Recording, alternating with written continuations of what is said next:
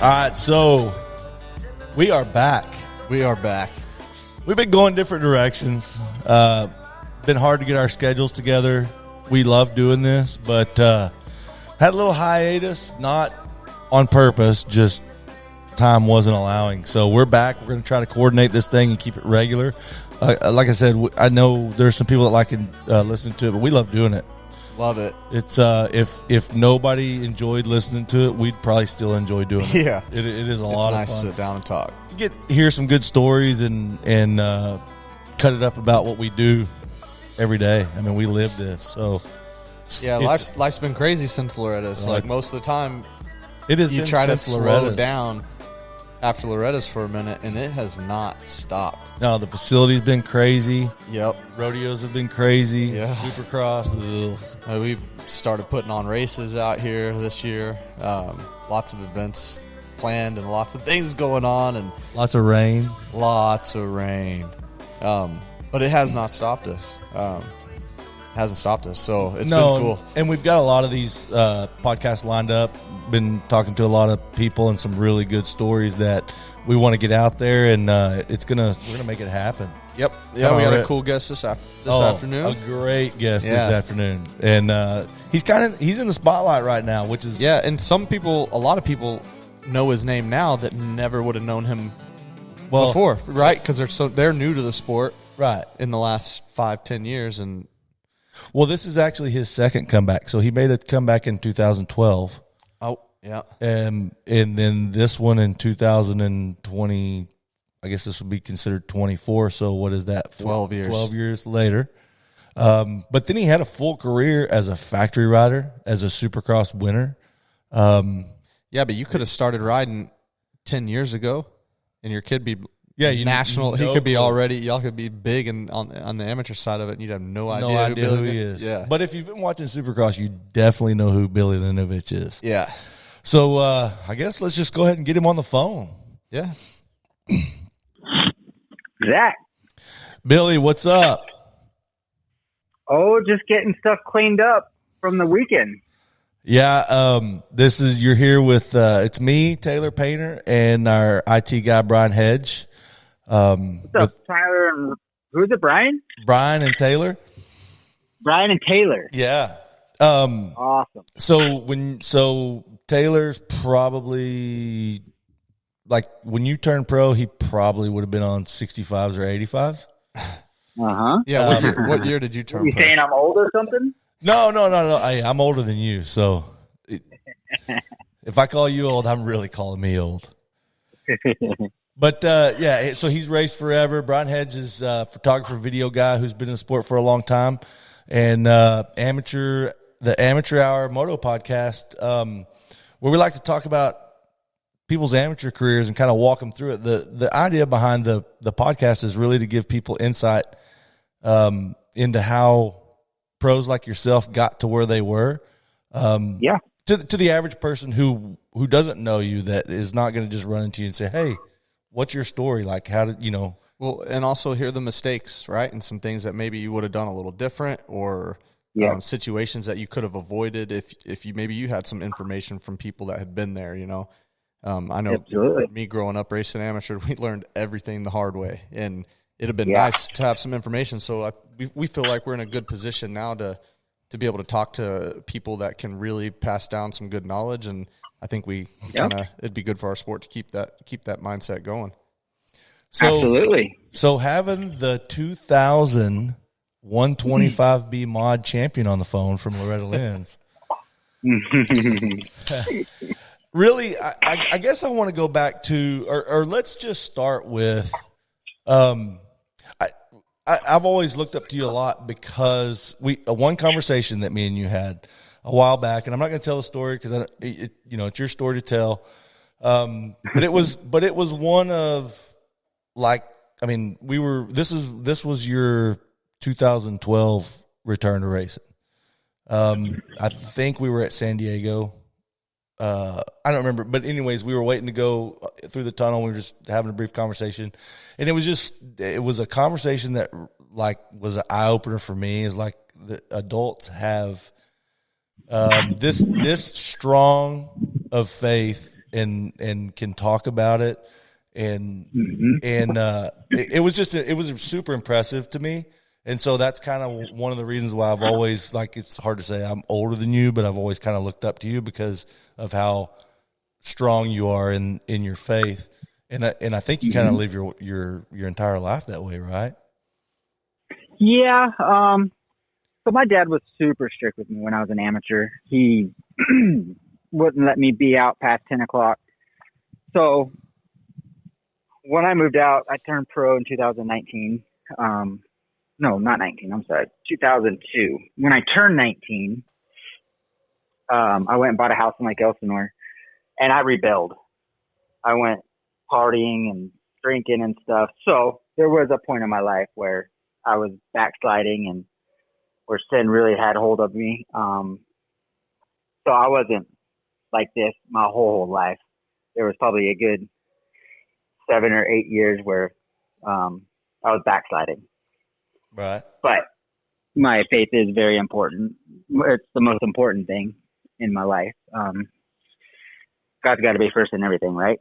Right. So, but yeah, it was just a little period of my life where you're young,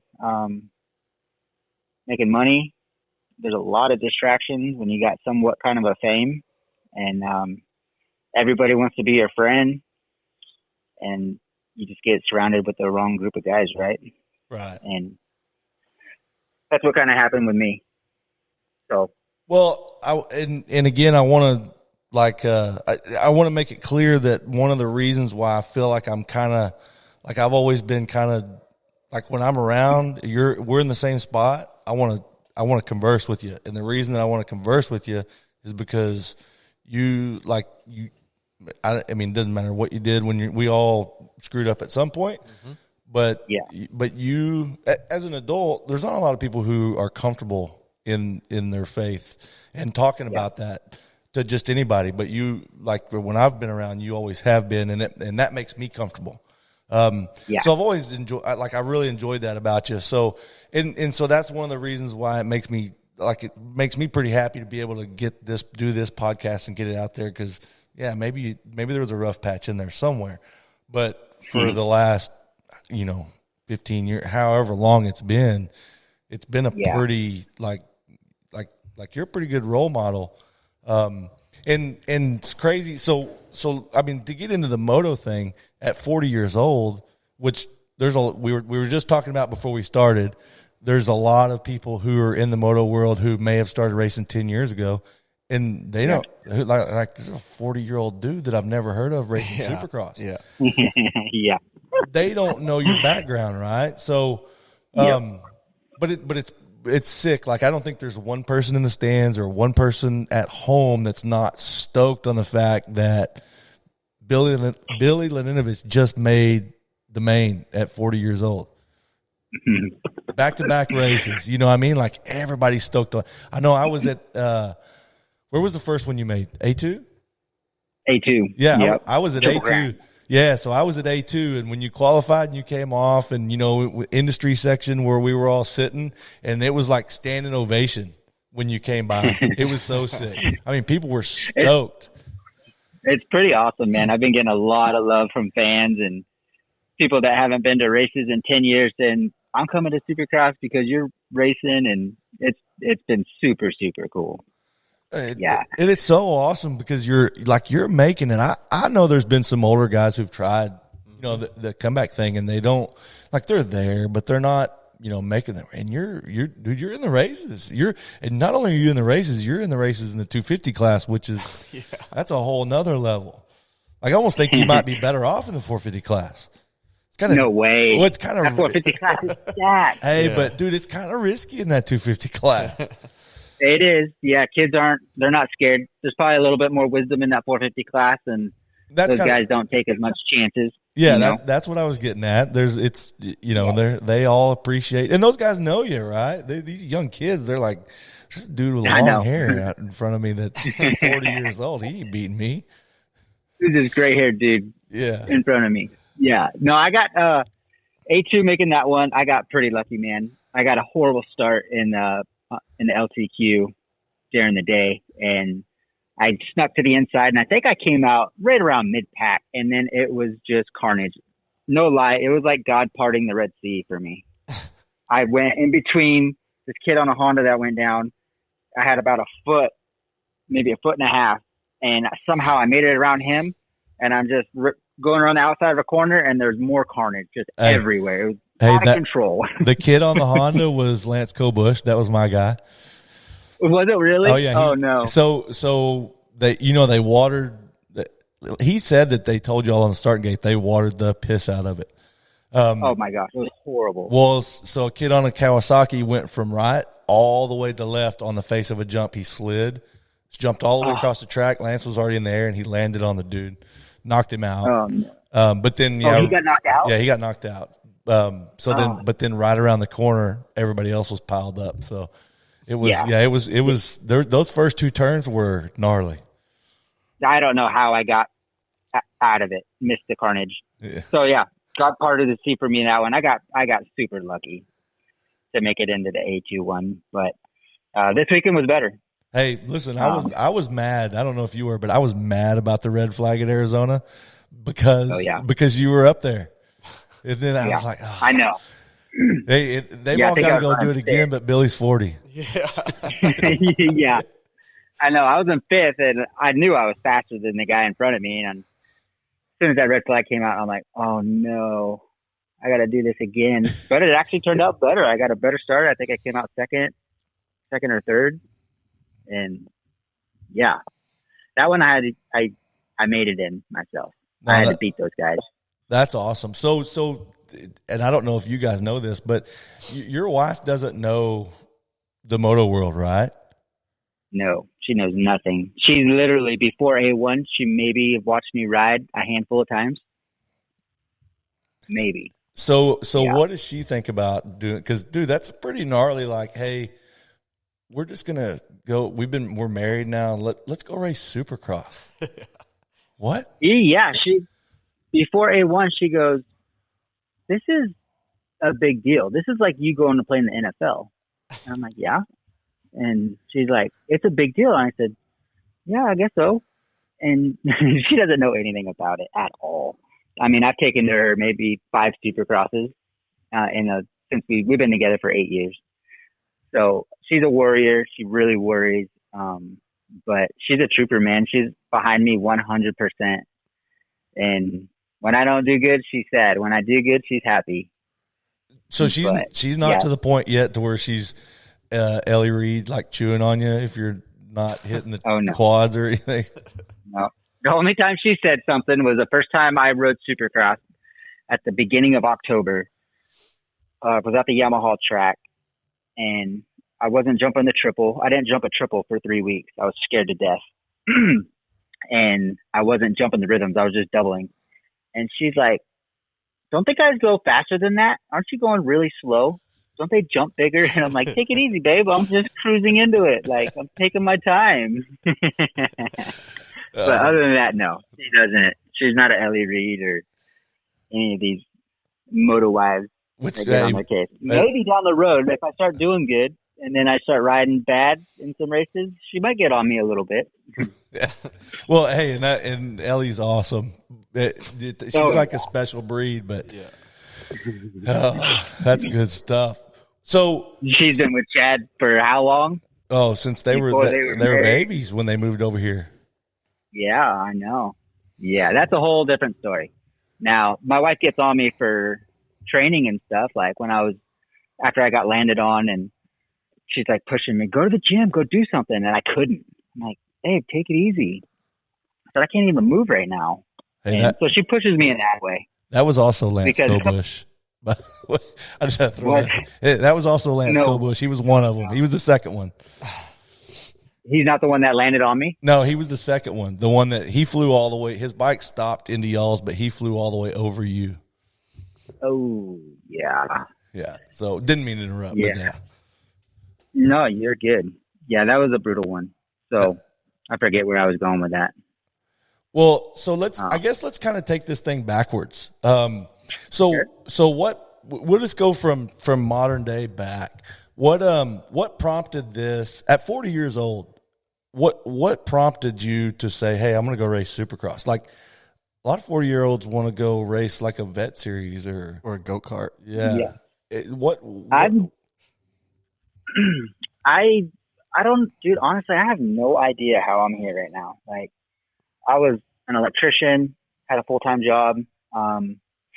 If you would have told me 6 months ago I'd be racing Supercross, I'd be like, yeah, right, you're crazy. I always felt like after 2012 that God had told me that I would come back to racing at some point. And it was a year ago. I'm working and I'm sitting there and I'm like, there is no way I'm coming back to racing. I'm 40 years old. I'm like, maybe I was listening to something else or whatnot. Maybe it was just my own mind telling me that. But I had a really good buddy of mine, Ryan Zieber. I didn't know him at the time, but he had called me and called me a few times trying to get me to quit my job and train his son. His son used to train with Casey Johnson.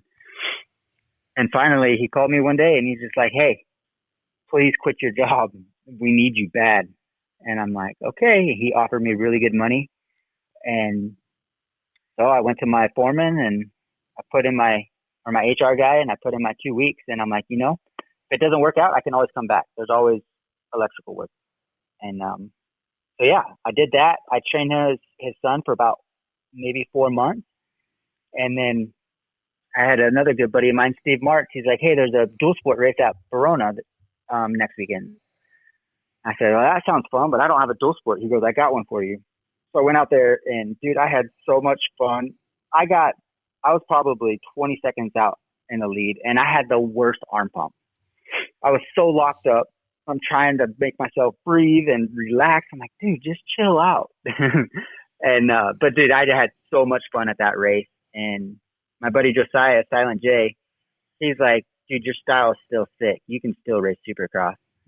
And so that's what started it all. I just got my mind going. I called a couple people. I called John at MMR, John Turner, who's my mechanic now. I knew he had a lot of connections, and I called my buddy Damian Campos from Toyota Escondido. And I said, hey, guys, I think I want to race next year. And I knew that they knew a lot of people, and I wanted to see if it would bite. And so then I did a podcast with David Pingree, and I threw it out there at the end of the show, and it totally caught Ping off guard. He's like, it was kind of awkward. I just told him, hey, I want to race Supercross next year. And so I knew that would spread out. And Pastor Larry from Team Faith, who I've known for probably 12 years, he used to come out and do Bible studies once a month, come to my house and stay the night there. And then we would go to the tracks and do Bible studies. He called and he's like, hey, are you serious about racing? And I said, I think so. I said, mentally, I feel like I can do it. But I'm not sure if I can. I just need a bike. And so Bobby J's Yamaha sent me a dirt bike, a YZ450, and just started riding. I rode outdoors for a month. I started September 4th after I got back from Mammoth, and just started riding, started mountain biking, gym. And then October 1st, I think it was my first day on a Supercross track in 12 years. So that's how it all got started, man. And honestly, God's given me a gift to ride a dirt bike, and we're here to tell people about Jesus. It's something that I wish I would have done more when I was younger, but I was a little distracted. But yeah, man, God's given me a gift, and it blows me away every morning I wake up that I can still use it at my age. You probably can use it better now than because now you're not just.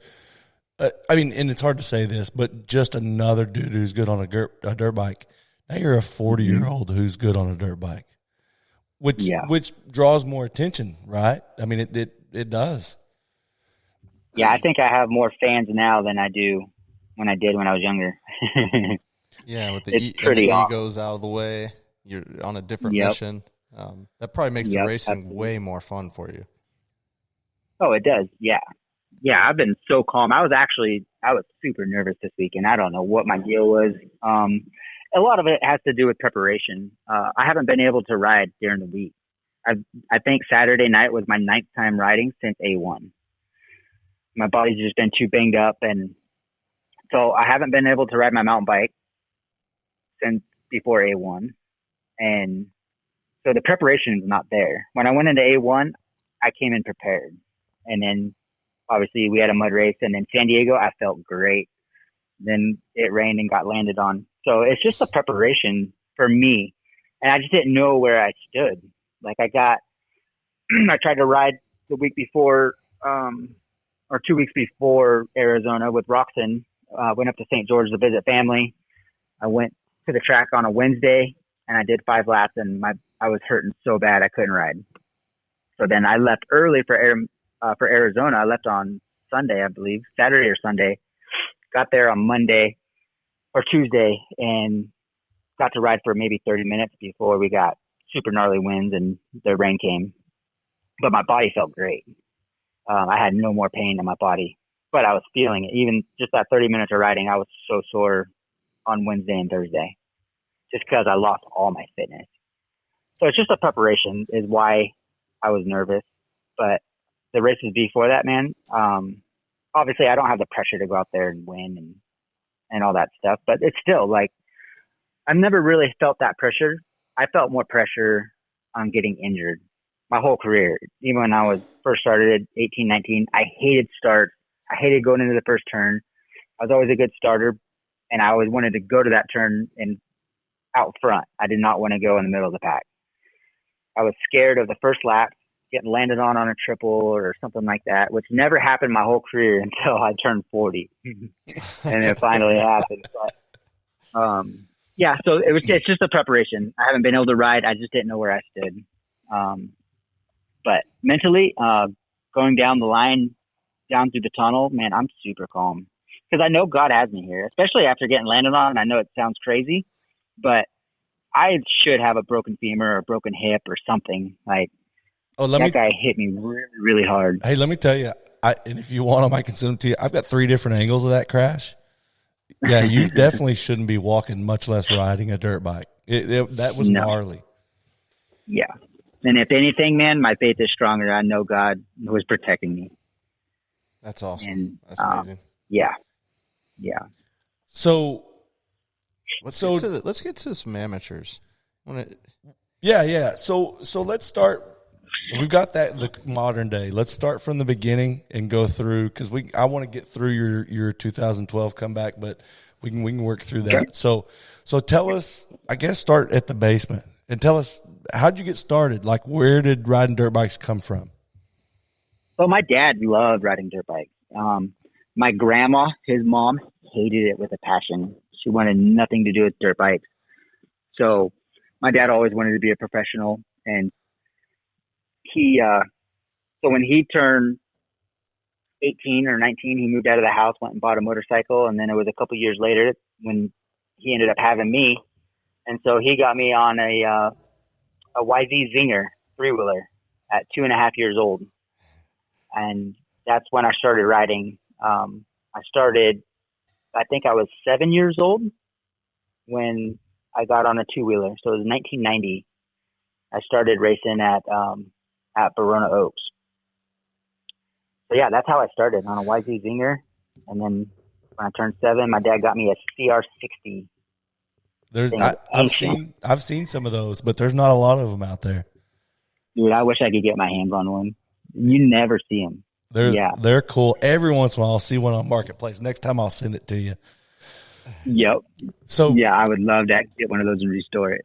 So Verona, is that more San Diego side? Yep. Yeah. Yep. It's just east of San Diego. Okay. Yeah. Mm-hmm. And so that I grew up in Ramona. Well, I grew up in Poway, lived there for a few years when I was born, and then pretty much grew up my whole life in Ramona, which is 10, 15 minutes from Verona Oaks. Okay. And so, so Verona's my home spot. So you did I'm assuming a lot of your amateur racing there, especially when you were younger, probably a lot of local races there. Oh yeah. Yeah. We raced there all the time. It wasn't until I was probably maybe 12 years old, 11 or 12 is before my dad even took me to Paris and Glen Helen and all that stuff. I don't know if you know who Tyler King is, but Tyler King was a good rider. Say his name again. Tyler King. Tyler King. I don't know that name. Mm-hmm. Yeah, so he tried to race a few Supercrosses, I think. But anyways, his dad, he was a really smart guy and helped us out a lot. He just told my dad, he's like, man, Billy's got talent. You got to start taking him other places. And my dad's like, I don't got the money to take him anywhere. But then I was about by 11 or 12 when my dad started taking me to Star West, Paris, Glen Helen, places like that.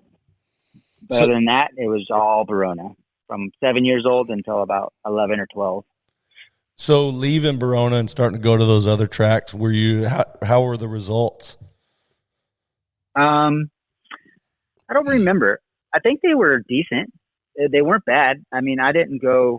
My first amateur national was in '96, so I had to have been 12 or 13 years old. And I think I finished 7th in '85, 12 to 13. Where was that? And that was my very first national at the World Minis in Vegas. World Minis in Vegas. Oh, yeah. Was it at the Speedway then? Yep. So in the big old hole. Yeah, dusty and wind blowing 70 miles an hour. Oh. Wear goggles all day. Horrible. Yep. Horrible. Yeah, so my very first national, I went, was able to get a 7th. And Justin Buckaloo at the time was my idol. I would not leave that guy's box fan.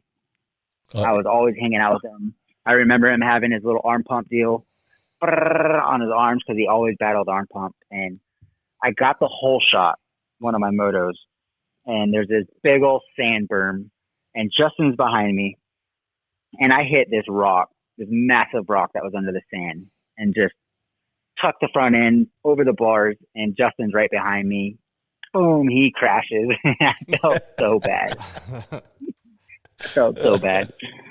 But yeah, that was 96 was my first amateur national. And did I see you were hanging out with Buckaloo this last week? Yeah, so I went to Texas early, or not Texas, Arizona early because we got a bunch of rain out here. And I went out to Motoland, and he does some training out there and got to run into him. Yeah. That's awesome. So when it started raining, he made a turn track for his coaching. He had a couple turn tracks. He's like, hey, come over and ride with me. So I got to spin some laps and ride on his track with him.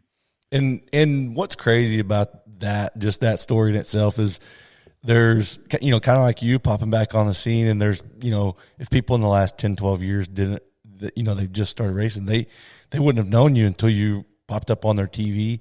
And Justin Buckaloo's another one of those, like, people nowadays, like, I bet there's kids that train with Justin Buckaloo that have no idea who Justin Buckaloo actually is. Like, yeah, I mean, like, if you rode a Yamaha back in the day, you rode it because of Justin Buckaloo.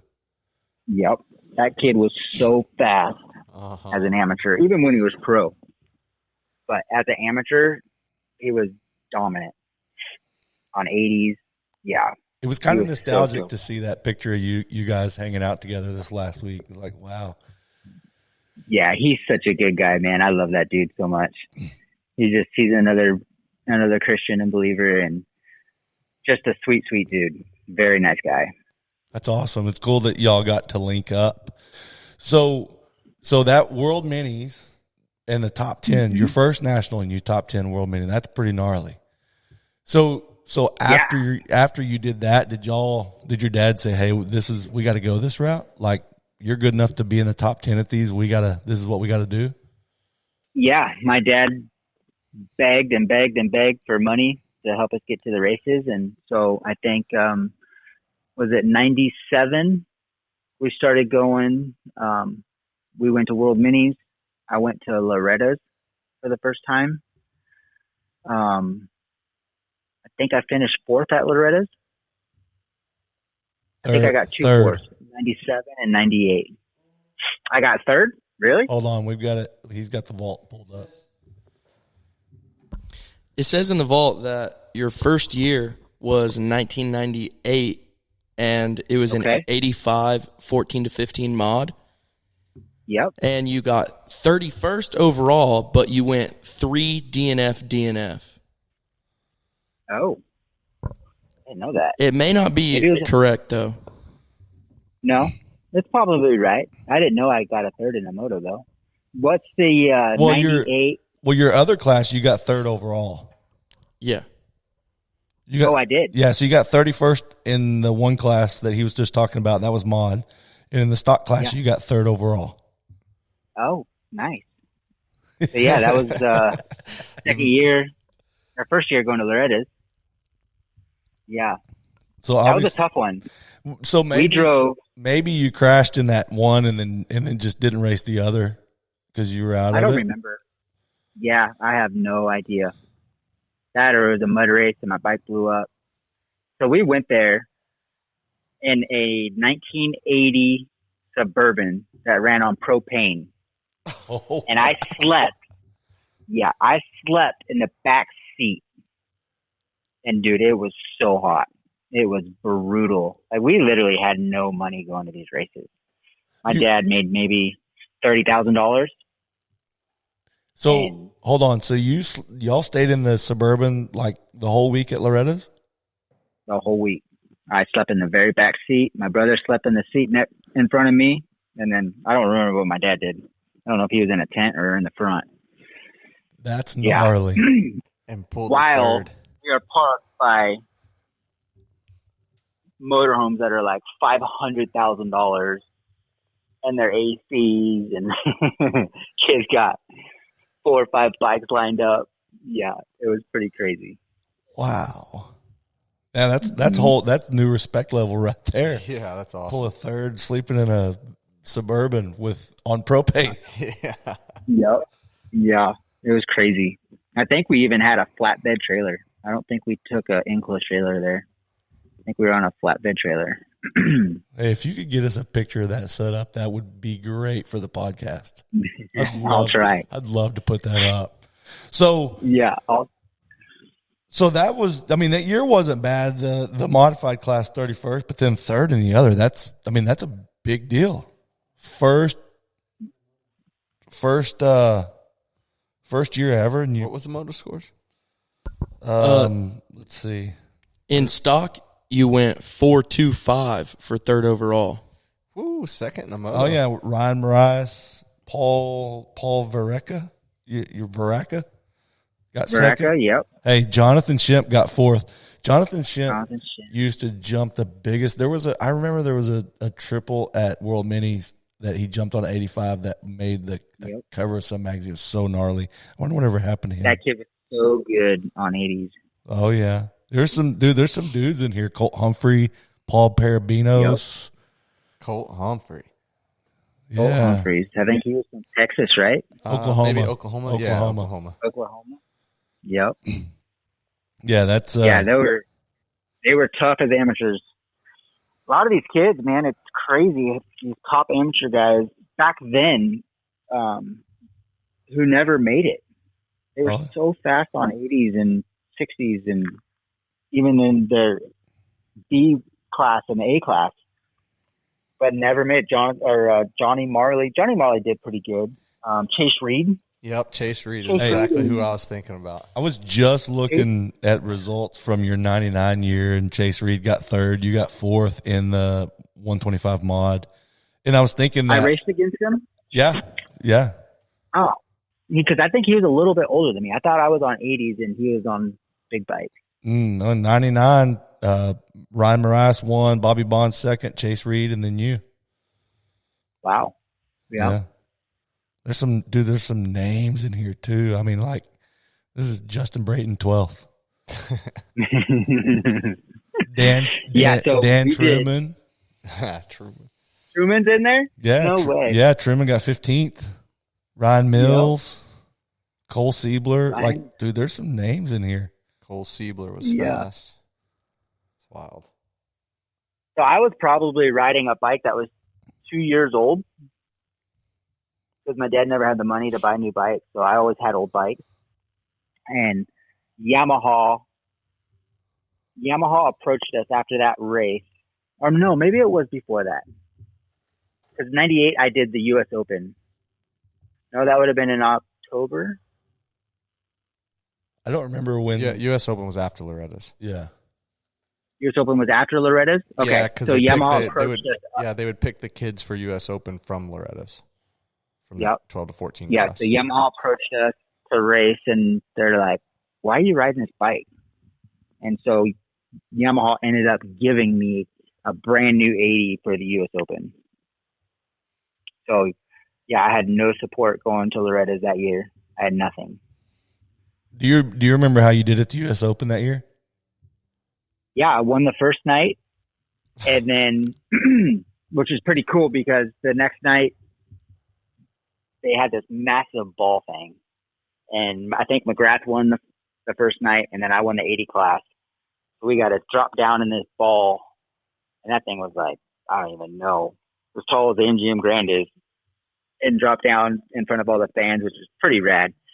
But then the second night, what did I do? I think I was in third, and I thought I had to pass, and I crashed on the finish line trying to pass for second. I jumped off the track. I was jumping off into the hay bales, which they were hay bales back then, not tough blocks. And I jumped off the bike and ended up breaking my leg. Oh. And I think I still got the overall. I think I went 1-3 for the overall.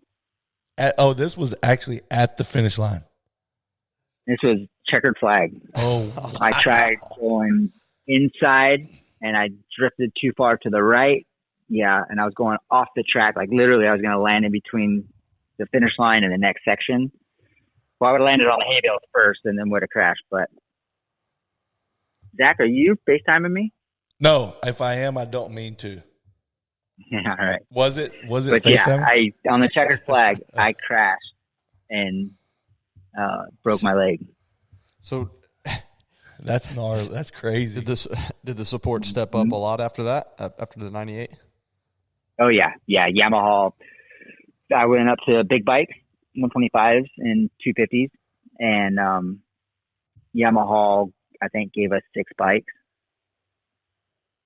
That helps. I think they gave us. Oh yeah, It helps when you're riding a 2-year-old motorcycle and you probably only had one. Yeah, and then I think it was. I can't remember if I was on 80s at Loretta's or. It had to have been 80. It had to have been that first year. First year, FMF came up to us and like, why do you have a stock silencer and pipe on here? My dad's like, I can't afford it. So then FMF really helped us, giving us pipe silencers and got Varner porting our motors and stuff like that. So that going in there at third, getting a third, really helped to get the sponsors and support and all that stuff. For sure. And it carried a lot more weight back then. I don't, it seems like nowadays it doesn't, like they put stress on Loretta's, but I don't feel like it carries as much weight as it used to. Like you're not guaranteed to walk away from a win at Loretta's with, anything. Yeah, with anything. There's a lot of kids that don't. There's a lot of podium kids that leave with less support. But they just get their 50% off deals. But back in the day, it meant something to do good there. Yeah, it's crazy. It's just different now. Like back then, Yamaha would supply you with bikes, and then you went out and got your own suspension, your own motor work. You did all that stuff, right? Right. Now, it's Star Yamaha. You're getting a full Star Yamaha factory bike at Loretta's, and these kids are signing 5-6 year deals. So it's totally different. Like, I know guys that are got third, and they're paying full pot for their bikes. It's crazy. Oh yeah, yeah. We crazy. know a bunch of them. They're buying bikes from whatever dealership has them in stock for whatever price they say. Yeah. And if you're going and getting third at Loretta's, you're pretty gnarly. Yeah, you're really gnarly in any class. Yeah. You're the cream of the crop right there. And to not have the support and stuff, it's pretty crazy. This sport's cutthroat, man. It's there's a lot of good people, but I mean, it's just life. I've learned that. And the business side of it has changed a lot too since we were all kids racing, right? Like the people that used to own the motorcycle dealerships in town were racers and riders, and they supported, you know, you could go into any shop and get a 20% off racer discount, you know, and now no one that races owns shops, and it's all corporate, and, you know, they couldn't care less about you coming in there needing a part because you're a racer. They probably don't even have them in stock anymore, you know, and just the whole cost of this whole thing has gone up so much. So for KTM to want to give a kid an 85, well, it's like a $6,000, $6,500 motorcycle. You know, 85s were $800 at one time. You know, yeah, it's crazy. I think when I was on 80s, I think they were like maybe $3,000. 125 was $6,000, and that seemed like a lot. In 2002, in 2002, we were getting 125s for like $2,500, $2,600 out the door. Kawasaki. What? Yeah, Kawasaki 125. Well, you got to remember we're in Texas and you're in California, so that is that's a lot of difference there too. Yeah, $2,500. That's crazy. Yeah, I've never heard of that before. Yeah. So from the U.S. Open, Yamaha stepped up. Actually, after Loretta's, Yamaha stepped up and helped you out, and they gave you you got 6 125s from them, all big bikes. Yep. And then you went. So Loretta's that year, you went in the 12-15. Yeah, 12-15 125 mod and stock, and that would have been. That's basically what Schoolboy is now. Yeah, and you got 4th. Let's see, what does it say? 4th and 5th. 4th in overall? mod. Yeah, 4th in mod and 5th in stock. And you were probably, how old were you? Maybe 13, 14? You were still young in that class. No, I was. Did 15? you say 13 to 15-year-old? 12 to 15. 12 to 15. I must have been 15 or 16. My birthday is February 26th, so I must have been 16. I had a good AMA birthday, maybe. Well, didn't you say Chase Reed was a year or two older than you? I thought so. Because he's in there. I always thought he was on a bigger bike or a class ahead of me. What about Marias? Me and Brian were the same. Same. Yep. Okay. Same age. Yep. Yeah, there's like I'm looking at this, like this is a stock class: Bobby Bonds, Marias, Steve Mertens, Troy Adams, Ron Mills, Dan Truman. There's some like Justin Brayton, Josh Summey, Brian Gray, Justin Smith was in there. JJ Pescott. Those are names I haven't heard in so long. I know. Good riders, too. Very good amateur riders. Yeah, this is gnarly. So I mean, still a good your first year on 125, 4th and 5th. That's at Loretta's. Those are great finishes. Did you do any other amateur nationals? Like, did you ever go to Minios or the Texas Nationals or anything? So my B year, the following year, I did. That so year, I did Ponca City, I believe, on 80s. I can't remember if I did it when I got on big bikes. I think I did my B year when I turned B, intermediate. And that would have been 2000, right? Yep. Yeah, 2000. Yep. 2000 when I went B. That year at Loretta's. I thought I went B right away, but so that's news that I did a 12 to 15-year-old class.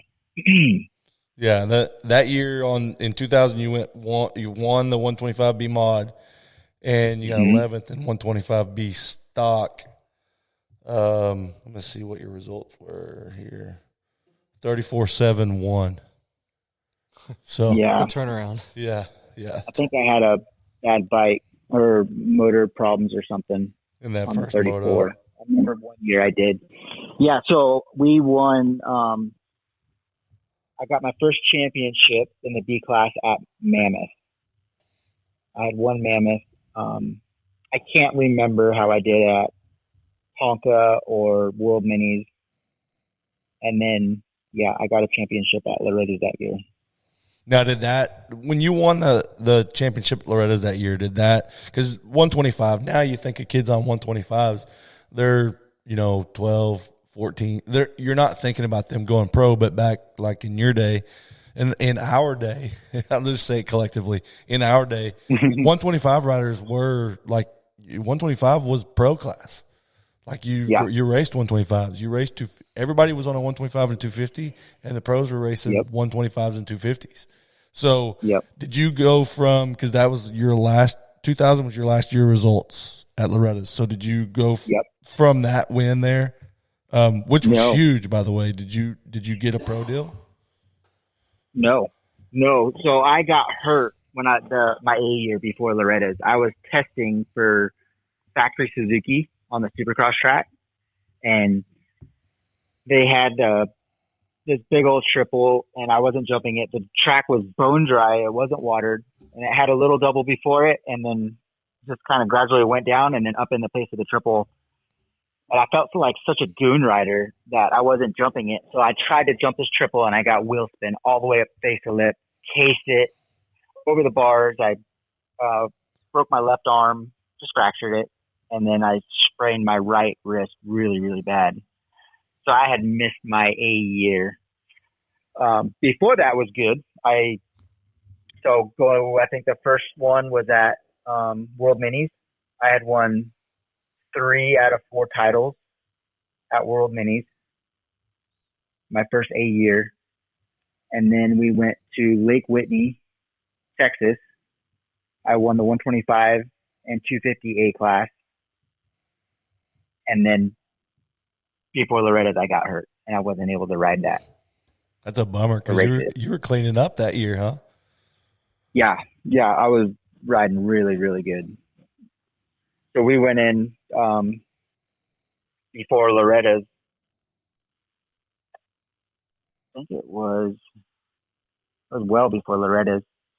But Yamaha Troy had contracts for me. Actually, this is before World Mini. We had a meeting with Eric Kehoe on our way to World Minis. We stopped at a Sizzler, and they wanted me to sign a contract for Yamaha Troy. At Sizzler? And Sizzler.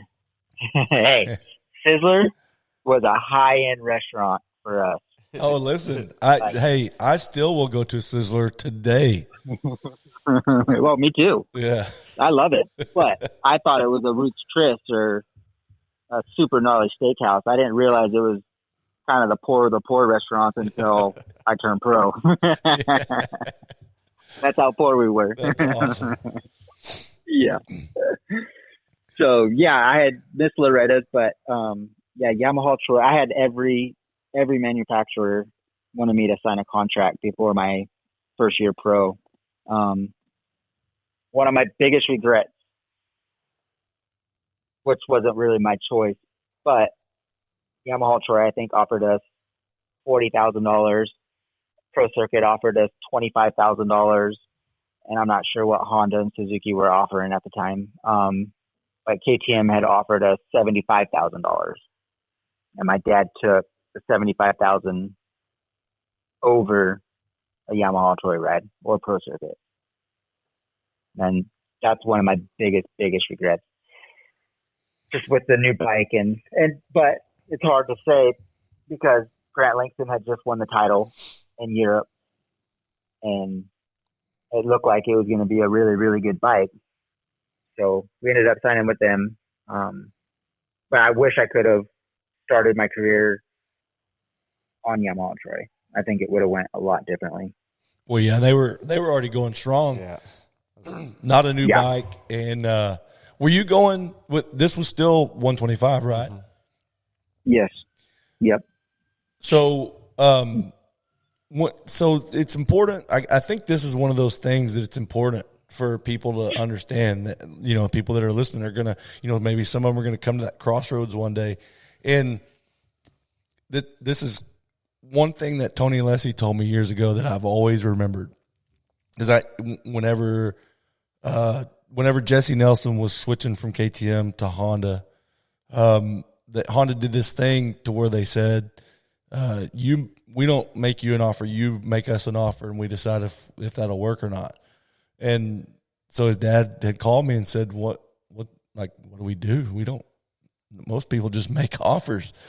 So I called Tony Alessi and said, hey, this is what Honda's told them. And he laid out their entire Honda. It was awesome. Like he was so good to deal with.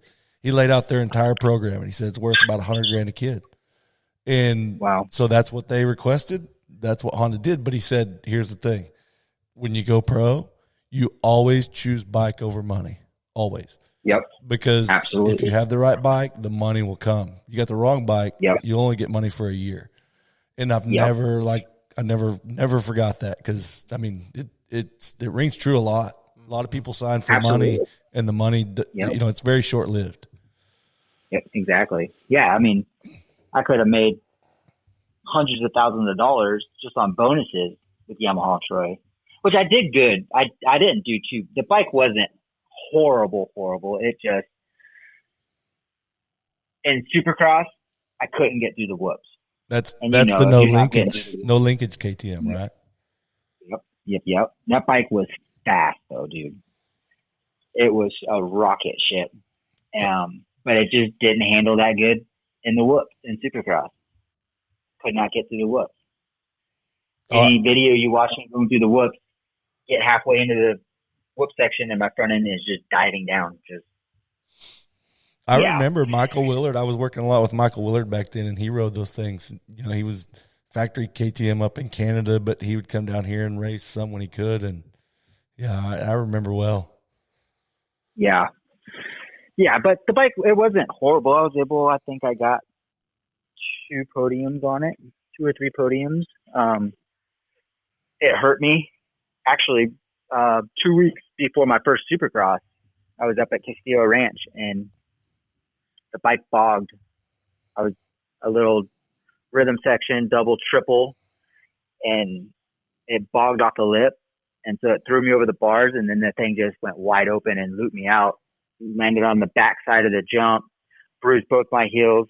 I tore my ACL. So I went into my first Supercross with a torn ACL. Oh. Wasn't able, So that doesn't help. And then I think back then, if you weren't top 10 in points, you could go race East Coast.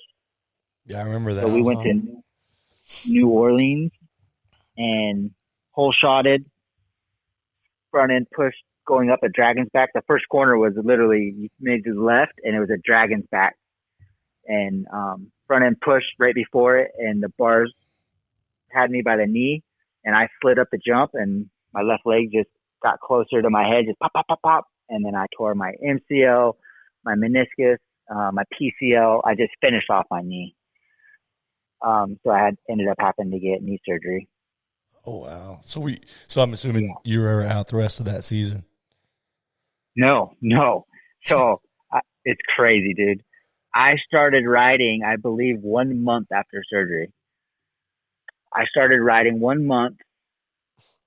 Maybe it was 2 months after surgery. But I got a month of riding in, and then I made it to Washougal.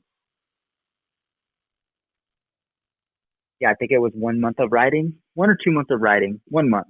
I started riding 1 month after surgery. I got a month of riding, and then I went to Washougal, and I got my best finish. I finished 4th the first moto. That was the moto me and Stuart were battling for 3rd. And then I finished maybe 11th in the second moto. Got 7th overall. Wow. But yeah, my very first outdoor national was my. There's not a doctor out there that would suggest doing knee surgery and then go ride a month later. Dude, it was so stupid. Yeah. So go from that. I ended up tearing my ACL. It actually lasted all the way until that was 2002. So it lasted all the way until Glen Helen of 2003. I think before I tore it again. Did you wait but after that surgery? You waited? I waited 3 months after that surgery. And then I had 2 more ACLs I tore, and I waited the full 6 months for the last 2. Wow. Who was giving you this advice? Dude, I don't know. I have no idea. So stupid. I mean, ACL is not fully healed for a year. Right. 6 months, it's just it's strong enough so you're not going to tear it up again, right? Yeah, well, at 6 months, it feels great. At 6 months, it's starting to feel really good. Yeah, now they're saying it's almost like non-weight bearing for like 5 months. Yeah. That's crazy to me. That is crazy. Yeah. So I don't know. For me, I just wanted to get out there and go race. For sure. Well, and probably, and this is just me guessing, but you said didn't you buy a house? Yeah. And so you probably had some bills to pay, huh? I was still getting paid. When I signed the contracts, there's a clause if I got hurt, I didn't get paid. And my dad's like, nope. And at the time, I'm like, Dad, who cares? Just sign the contract. And he's like, no. So anytime, any contract I had after that, every manufacturer has that in there. If you get hurt, you don't get paid. And we got it taken out every single time. So no, I had the money coming in. I wanted to race, wanted to get out there. And I'm sure coming up racing, I know a little bit about it, but being broke coming up racing the amateurs, like you get a really big underdog feeling, right? And you got to fight. And then anytime you're injured, I'm sure right as you're turning pro, all the fighting you had to do, you're just wanting to race. You know, you had an extra fight to get there. Yeah, exactly. And it was just, dude, it's all I wanted to do was race Supercross as a little kid. I remember watching Ricky Johnson and David Bailey, and I loved it so much. That's the only thing I thought about. I didn't want to do any other sport. I just wanted to ride my dirt bike. And so, yeah, it was just, I made it, and I got hurt, and I just wanted to get back out there. Hey, stop it. So, all right, so how long did you stay with KTM? I stayed with KTM for 2002 and 2003. So 2 years with them. So, all right, so tell us about the next contract and how that one came about. Yeah, so I just wanted to get off that bike so bad. What's his name? Who is Ken Roxon's team manager? No. It's Larry Brooks. Larry Brooks. Yeah. Yeah. So Larry Brooks came in, and he was a team manager in 2003, and he offered me $250,000 to stay there, and I'm like, nope, I wanted off that bike. And so Factory Connection, I had signed a contract with Factory Honda, I think for 150, and then there was something, if I got certain position, they went up to 200 or something. So it got you close, but not as much. No. But you learned your lesson. I turned out. Then that's another good one there. Like you learned your lesson in the second go around. You ended up signing for less to get a better bike. Yeah. I had to. And so that was kind of the start of what was the Geico Honda team, right? Yep. Were you there the first year? No, they were there before. They had Travis Preston and Mike LaRocco. Oh, that's right. Yep. So they've been around for, I think Chris Gossler was on there. Yep, Preston. So they've been around Preston won Supercross. We won one of the 125 coasts. Yeah, that's right. I forgot about that. Yeah. Yep. But you were early. That was probably they were 2 or 3 years in, I would guess. Okay. Mm-hmm. So that was you said roughly a $200,000 deal. I think it was 150, and then the following year, if I got a certain position, then it went up to maybe 200. Nice. And that bike, much better bike? Well, it went from 2 strokes, riding 125, went to the 4-stroke. Oh, yeah. The Honda. Yes. Were those things good? Yeah. I can't remember if the Hondas were good at first. Yeah. Oh, yeah. It took me a long time to get comfortable with it. It was a totally different bike. You let off the gas and there's so much engine brake, you know. But yeah, no, we struggled a little bit with motor stuff for a little while, but they got it figured out, and my Hondas were really good. Yeah, they were really good. So your first year with that Honda team, do you remember how your results were? Well, I signed with them. My first year was 2004, and I tore my ACL. I think I was going to do East Coast. I think I looked it up, and I ended up racing it and got, I think, 11th the first round. I didn't think I had raced at all that year, but I tore my ACL, and I think I remember in practice I overshot a triple and hyperextended my knee, and my knee swelled up, and I didn't think I raced, but I think I finished 11th, but I didn't race another race after that. That whole year? So, yep. So 2004 was nothing. And then 2005, do you remember how that one went?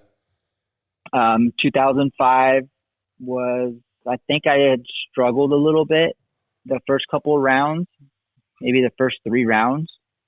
And then that was San Francisco. I won San Francisco. And then I think I got a couple more podiums after that. And I believe I finished 4th overall in the series. So a question, because this is something that a lot of people are not going to know. Through the years, and I'm sure Taylor has too, but I've had an idea of what some people's bonus structures were. But when you're doing as good as you were doing that year, were your bonuses making a huge difference in your Yeah. Oh yeah.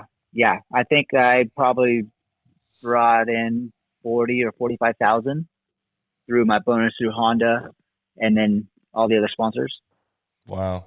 It's a game changer. Yeah. 2,500 from AMA. Don't spend it all in one place. Yeah. Right? Yeah. But now I get what, $2,000 to make a main event? Yeah. Yeah, and that's a lot better. You know, if you go, this is funny to me, but if you go try to search the pay structure for a Supercross racer, you cannot find it. You know why you can't find it? Because they're embarrassed to have it out there. Yeah. From the AMA. You have to go through the pro racing website. Yeah. But finding it then's tough. Is it? Yeah, oh yeah. Yeah, they're embarrassed to have it out there. It was $250 the last year I raced to make the show, and it was $200 entry fee. Yeah. I think I remember it being $360 to make a main event. Mm-hmm. Wow. That's crazy. Crazy. So it is getting better. We'll give them that. Yeah. It's better. It's way better. I mean, I believe it needs to be a lot more, but dude, at least these guys can go and at least these guys can go to the races and put it in the night show, and they're getting $1,000 or $1,500 if you're in 450s. Like, these guys can get to the next race. They're not. I'm sure they're struggling a little bit still, but they're eating it's not Sizzler. as bad as it Sizzler on the way. Yeah, they're eating a Sizzler.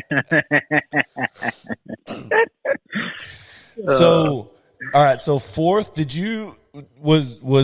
how'd you do? And it was outdoors your thing at all? I was hurt every year. I think I only had 1 year that I didn't. 2005. I think 2005 was the only year I raced Supercross and outdoors a whole season.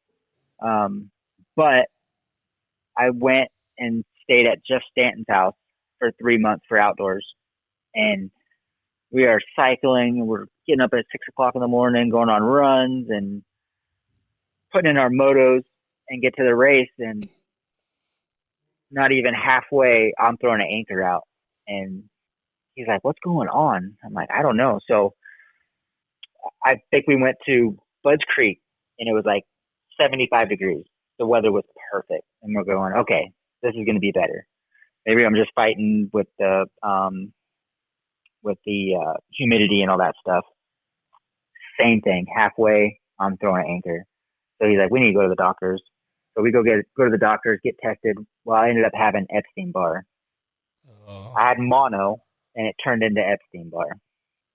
So they had given me, I didn't have to take any time off the bike. I guess it wasn't that bad, but they just gave me a steroid shot, and I had to race the whole outdoors with Epstein-Barr. Oh, that's misery. Because that's basically like overworking your body, right? Uh-huh. Yep. Yeah, so you get mono. You can get it from girls. You can get it from drinking off somebody's drink. It's very contagious. And then if you're working out a lot, not getting enough rest or whatever it is, it turns into Epstein-Barr.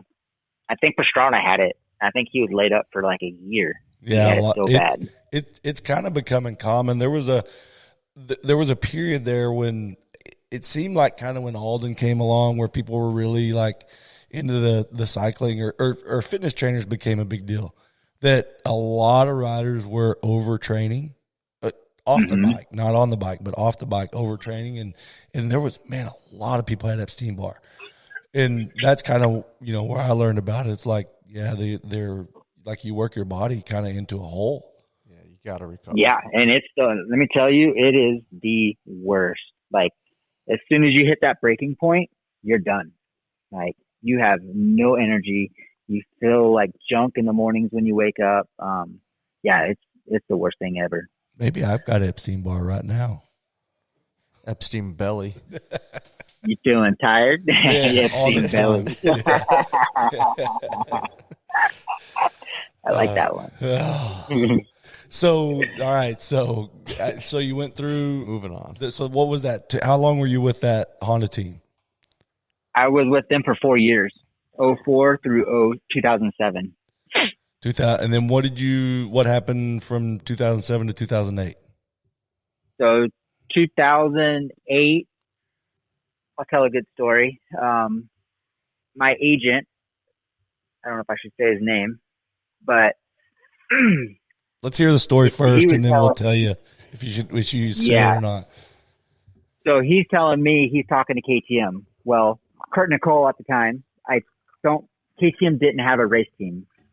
They were just supplying NDK with bikes. So that NDK was kind of like the factory KTM team. So I call Kurt, and I'm talking to Kurt about a contract, and we're getting everything ready. And I'm calling my agent. Yeah, we're talking. Well, the day that I'm going to sign my contract with KTM, I call my agent, and I said, hey, what's going on with the contract? He goes, oh, I'm sorry, they gave it to somebody else. And I'm like, okay. And I drove down to KTM and signed the contract and fired him the same day. Yeah, no super way. Shady. Wow. Super, super shady. Yeah. I think he was trying to get someone else on there for more money. Oh, And wow. he had no idea I was talking to them. Yeah. So I did that whole thing myself. Hey, whole contract stuff. You could tell us his name after. All right. His nickname's Shady. I don't know if you know. I don't, but Literally. but I understand it now. Wow. I don't even think he's in the sport no more. I'm not sure. Well, doing stuff like that, We're I can fine. imagine. I say hi. If I ever run into him, I'm nice to him and all that stuff. It's whatever. It's back in the day. But yeah, just. Wow. So yeah, so I signed a 2-year contract with KTM. So how did 2007? So 2007, I think I raced East Coast. No, I did West Coast, but I was struggling. Still, we're on the KTM 4-stroke. I think I may have got a couple fourths. I don't think I got any podiums that year. And then my contract was to race the 450 outdoors. Well, before outdoors, I had a big old get off in Paris, and I'll have to find the photo for you, but my whole back is black and blue. I tore a muscle in my back. I couldn't ride for 3 months. I knocked myself silly. So as soon as I get on the bike, I'm on the bike for like a week or two, and they're like, we want you racing. And I have no fitness. I have nothing. I think I went to Redbud was the first race I went to, and I got maybe 12th. And then the second moto, do you remember that crash? Michael crashed going on one of the downhills. Oh, yeah, I remember. Oh, yeah. Yeah, so that was the second moto. I ended up landing on him, like right directly on top of him, and it jacked me up. Like I was a mess after that. I felt so bad. I don't even think I've told him that story, but was that Red Bud? Red Bud. Yeah. Did I say Bud Street? Yes, I think so. Yeah, sorry, Red Bud.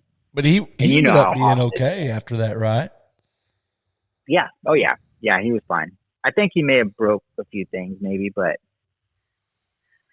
so yeah, I landed on him. I'm exhausted.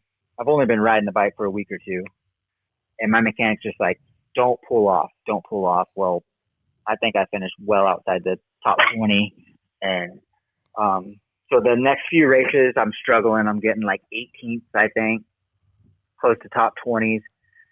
I'm maybe 4 races in, and someone comes to me from KTM and says, "Hey, I heard a rumor if you don't get top 10 this weekend, they're letting you go." And I think I went 9-11 for 10th overall. And so I'm like, "Oh, I'm safe." And then next day I get a call from Danny Palladino, or I forget his name, the team manager at the time. It had nothing to do with KTM because my contract was through KTM, but I guess I had a clause. I remember Palladino. Yeah. I wanted to light that dude's house on fire. But yeah, I got a call and they let me go. I think I had a clause in there if I didn't get 5th overall in the championship that they could let me go. And I think I finished maybe 6th. Oh, wow. In Supercross. Yeah. So did Washougal, got top 10, and got a call the next day and said I was fired. Now, is this before, because it was through MDK, right? Mm-hmm. Yep. Sorry, my voice is coming and going. Is this before Steve Lampson or after? Mono. This is, I think, man, when did he come in? No, Steve Lampson was there. He wasn't team manager though. He wasn't? I don't think. Well, he was team team manager for a little while. Okay, so maybe the other guy was above him, and then he was team manager. Yes, that's how it was. Yeah, but I remember we went to Europe to go race Supercrosses, and Lammy was with us. Yeah. So he was. Yeah. So it was during that time. Wow, that's crazy. Yeah. So, and they just, I mean, you get 10th at an outdoor national, and they drop you. Yep. Wow. Cut me. I think I finished 6th in Supercross, and then, I mean, I was struggling, dude. I'd been on the bike for a couple of weeks and had no fitness, and you know how it is going into an outdoor, riding for 2 weeks, having three months off the bike, 3 or 4 months, whatever it was. Well, I can tell you what didn't help, and I was over here searching on my phone trying to find what it was called because we rode it for several years, and I was happy to forget the name of it, but I think it was called PDS. Wasn't that what the suspension was called? Oh, those forks. PDS? Yeah. Yes. Yeah, they were horrendous. The best thing they ever did was get rid of those things. No link, yeah. Still no linkage. That 450 was the worst bike I ever rode. It was horrible. I could not ride. I literally went to Unadilla, and it poured, dude. It rained so hard. I was so uncomfortable with that bike. My mechanic, he just kept telling me, do not pull off the track. Finish the race. I finished 40-40, I think, at Unadilla in the mud. Wow. And I'm the type of person, if I'm not comfortable with my bike, I'm way, way off. And, yeah, I finished, I think, dead last both motos at Unadilla. And that bike was horrible. The 250 wasn't too bad. It wasn't the greatest, but you could manage it. What I would do to be able to ride that bike now, back then, it would have been a whole different story. Oh yeah, for sure. Or even the one, even the one Josh Hansen had, right? Josh, no. Did Josh he? Didn't have. I don't think he had a linkage. They didn't get a linkage until DeCoster came on. Oh, that's right. 2015. That's 14 right. or 15 or something. Yeah. So the 250, you could ride it. It wasn't that bad. But for whatever reason, that 450, man, so it was much horrible. Power. So much power. Yeah. So yeah, I was. Go ahead. I was done after that. So that was 2007. Yeah. So I quit racing. Went to go work for my ex-girlfriend's dad, who had a big construction company, grading and demolition, and I became an estimator. And I did that for 6 to 8 months. I got a call to go to Europe and race GPs in 2010. So, I'm sorry, 2008. Middle of 2008, I got fired. I take that back. I did a fill-in ride in 2009. So I was working construction. I was an estimator. Wasn't really riding much. Kawasaki called me. They needed a test rider. So started testing with them. And I think I did maybe three sessions with them. And they're like, "You're not a test rider. You're a racer." And I'm like, "Well, yeah." And they're like, "We want you to go race." And I'm literally just come off the couch from after middle of outdoors until 2009. They were about probably more than midway into Supercross. So I think I did 2 weeks of riding, and then they threw me in, and they're like, "We just want you to go try to make the main events." And I was able to make all the mains. I think in Florida, I broke the top 10. I got 10th. And then the next round was Vegas Supercross, and I crashed off a rhythm section triple over the bars going out of the stadium and broke my collarbone. Oh. And so that was kind of get my way back into racing, and ended up breaking my collarbone. That was 2009. And then I was done racing after that. Started my motocross schools, started coaching, and did that for 2.5 years. And then in 2012, no racing during that time. No, no interest of doing amateur races at all. No interest. Hate going to the track, and it's just such a long day. So yeah, no racing at all. Wow. And then Mike Craig had this rich lady, and he called me. He goes, "Hey, you want to race?" And I'm like, "Yeah."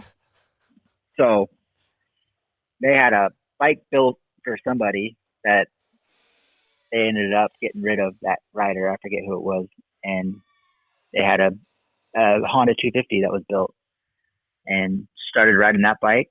And I think I had 2 weeks on the bike, maybe 2 weeks of riding going into 2012.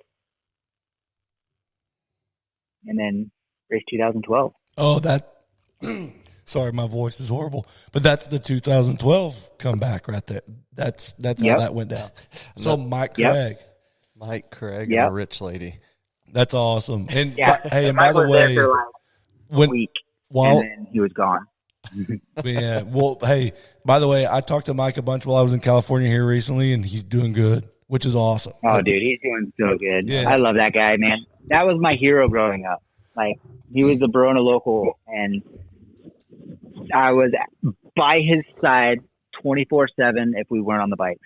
That's awesome. And I'm asking him for his goggles. He used to give me his goggles. I think I got a jersey from him. Like, Stingray. I was probably 11, 12 years old, and just would not leave his side. Yeah. That's awesome. We when Christian was young, I'm going to say 85s. I know it was 85s. We started doing camps together. Like when we would go to nationals, we would gather up a group of kids before it started. And we'd take them to a track, that was close by, and do a camp. And we did that. We did that for 5 or 6, 7 years, and we became really good buddies. And when I would go to California, he'd always want to work with my kid, and I'd always let him because, dude, he's so passionate about the sport. And, he had some issues. I knew about him, but, at the track, he's a different person. He's just a guy who loves dirt bikes and is really good at teaching dirt bikes. So, for me, very good. Mike is one of the best trainers. Yep. I was so pumped to hear he was doing good. And like I said, we tried to meet up to go ride the hills several times because he's the king of riding the hills.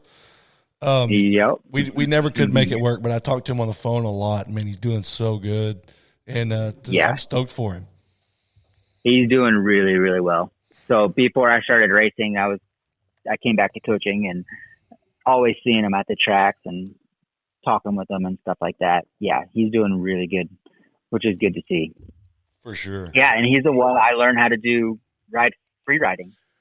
Like we would go down, he would be I think he was on a CR250 two-stroke, and we were in Palm Avenue, and he's just hitting these massive cliff jumps, just upside down, huge. And that's how I started. I'd start hitting little cliff jumps, and I pretty much learned most of my bike skills from that guy. That's awesome. And he had a long career too, dude. He raced for a long time. Yeah, I think the early 90s to what was his last year? I think it was my first year, 2002 or 2003. Sounds right. Yeah. Yeah, Mike was a bad dude. For sure. Oh yeah, Honda. Hey, nothing's better than Honda of Troy, Mike Craig. Yep. Oh, so fast. That when they had they were a powerhouse when they had like James Dobb and Mike Brown and was Mike Brown on there? No, it was James. I think so. James Dobb, maybe Mike Brown, Mike Craig. They had the gnarliest group of riders, and their bikes were sick. Oh, so Casey sick. Lytle, maybe. Casey Lytle. Yeah. Who else was on there? I got to think of it, but yeah, those were the days right there. So, all right, so that was 2012, and I remember, like, how old were you then in 2012? I was 28. 28, and you had some pretty good results then, right? Yeah, I think I finished 7th overall. I think my best result was a 6th. I remember San Diego Supercross. So I only had 2 weeks on the bike. I had 2.5 years off. I had a bike and I was riding, like free riding and stuff, but not doing motos or anything like that. So my fitness, I was just racing myself into shape. In San Diego, I'm battling for 2nd and 3rd place for probably half the moto. And then the anchor just comes out. And I think I finished 6th. That's 6th still place. good. 2 weeks on the bike. Yeah. That's awesome. Yeah. And I think I finished 7th overall that season. And then Troy Designs called me. All their riders got hurt, and they wanted me to fill in for them for Vegas Supercross. And then Christian Craig was hurt, and I did 5 outdoors for them. How did you do? How'd you do on that TLD bike?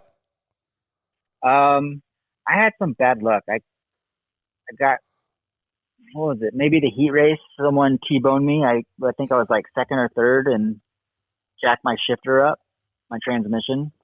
I went to the LCQ. I think I won the LCQ, and then I finished like 12th or something in the main. That's not that good. Pingree was team manager then, right? No, Tyler Keefe. Oh, he was. Yeah. Was it Ping may have been before or after. Dang, TK's been there that long. Is he older than you? No. No.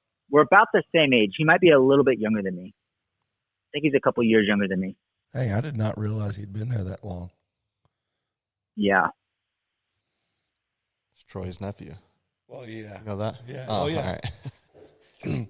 I didn't know, but so he would be on Bill Keefe is Tyler's dad, and he's the brother of Tyler's mom, right?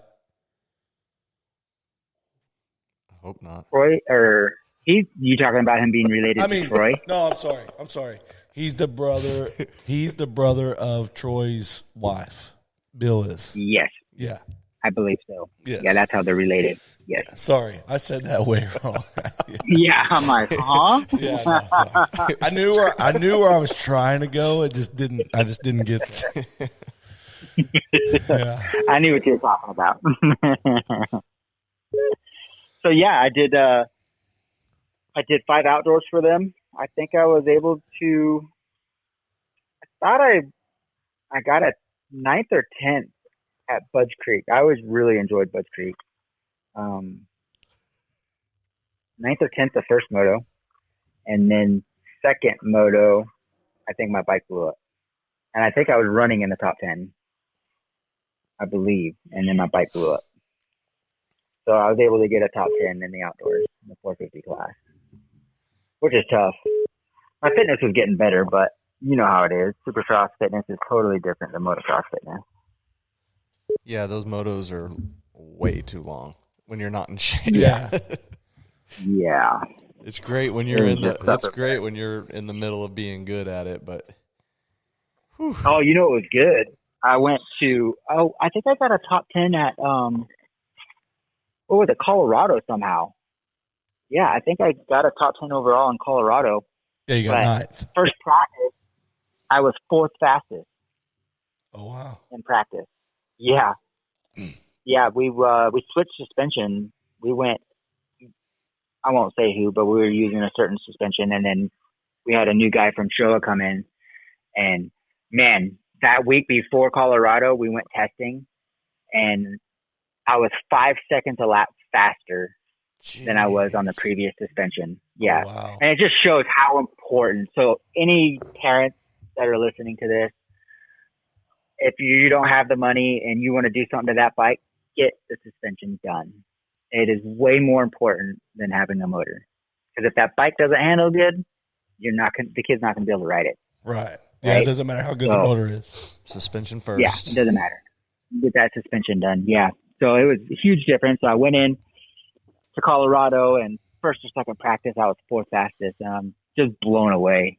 Like, not riding at any outdoor nationals or anything for 2.5 years. I mean, I did a couple before that, but yeah, we got the bike dialed in, and I believe I finished top 10 somehow. I come off the track the last moto, and I am puking my brains out. And someone comes up to me and he goes, "Are you dipping while you're riding?" And I'm like, "No." But it was just this black, chunky, it looked like dip that I was throwing up. Oh. And I didn't know at the time, but I had altitude poisoning. I didn't figure it out until I think that next night or the next morning, I had looked it up to see what it was.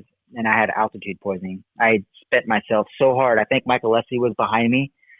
And the last 2 laps, I was so tired and I was giving it everything I had. And as soon as I crossed that finish line, I was just all over the ground. Didn't even have a chance to get my helmet off. Nothing. Oh, yeah. You trash that helmet and get a new one. Oh yeah, right. Yeah. So, so that was fill in with TLD, and that was still 2012. Yep. And Troy Lee, they wanted me to sign a contract with them for 2013, and I wanted to be loyal to the lady who sponsored me. She spent like $280,000. Like, we had really good bike suspension, and I wanted to be loyal to her. And we were looking at Renegade semis, and we were trying to start our own team. So I had turned down that deal. Well, I think I had a full month of riding. I started riding Supercross in October. Had a full month. I felt great. Jason Anderson was out there on a 250, and I was right there with lap times with them and riding and stuff at the tracks. And around November, we had my guy calls that was doing our suspension, or not suspension, our motors. And he's like, "Hey, motors are done. You ready to test?" And I'm like, "Yep, let me call Jen and get you paid and all that stuff." Call her, no answer. Call her the next day, no answer. This goes on for a week, no answer. We'll come to find out she had got sick and almost died and stopped all the money coming in. And by then, TLD had already signed another rider, and that spot went away. Oh, man. So that ended. Yeah, that ended. And I felt so good going into 2013. I mean, my fitness was good, and I felt great on the bike. We had a new suspension guy, the same guy that redid TLD's 450. And, yeah, felt so good, and it just all fell apart. Hey, it just kind of slapped me in the face, but I know who that lady was. So she had a son that raced. No, it wasn't her son. it was a kid that she had sponsored for a long time. It was pretty much her son, but it wasn't biological son. Okay, so yeah, because she came to Loretta's 1 year, and I had to show her my driver's license to prove to her that I wasn't Jeremy McGrath. I swear. Yeah, I swear. It was at karaoke, which I've gotten this a couple times. I haven't been as slim as Jeremy McGrath in 25 years, but I've gotten this a couple times. But I showed her. I kept telling her I was not Jeremy McGrath, and she wouldn't believe me. I should have just gone with it, right?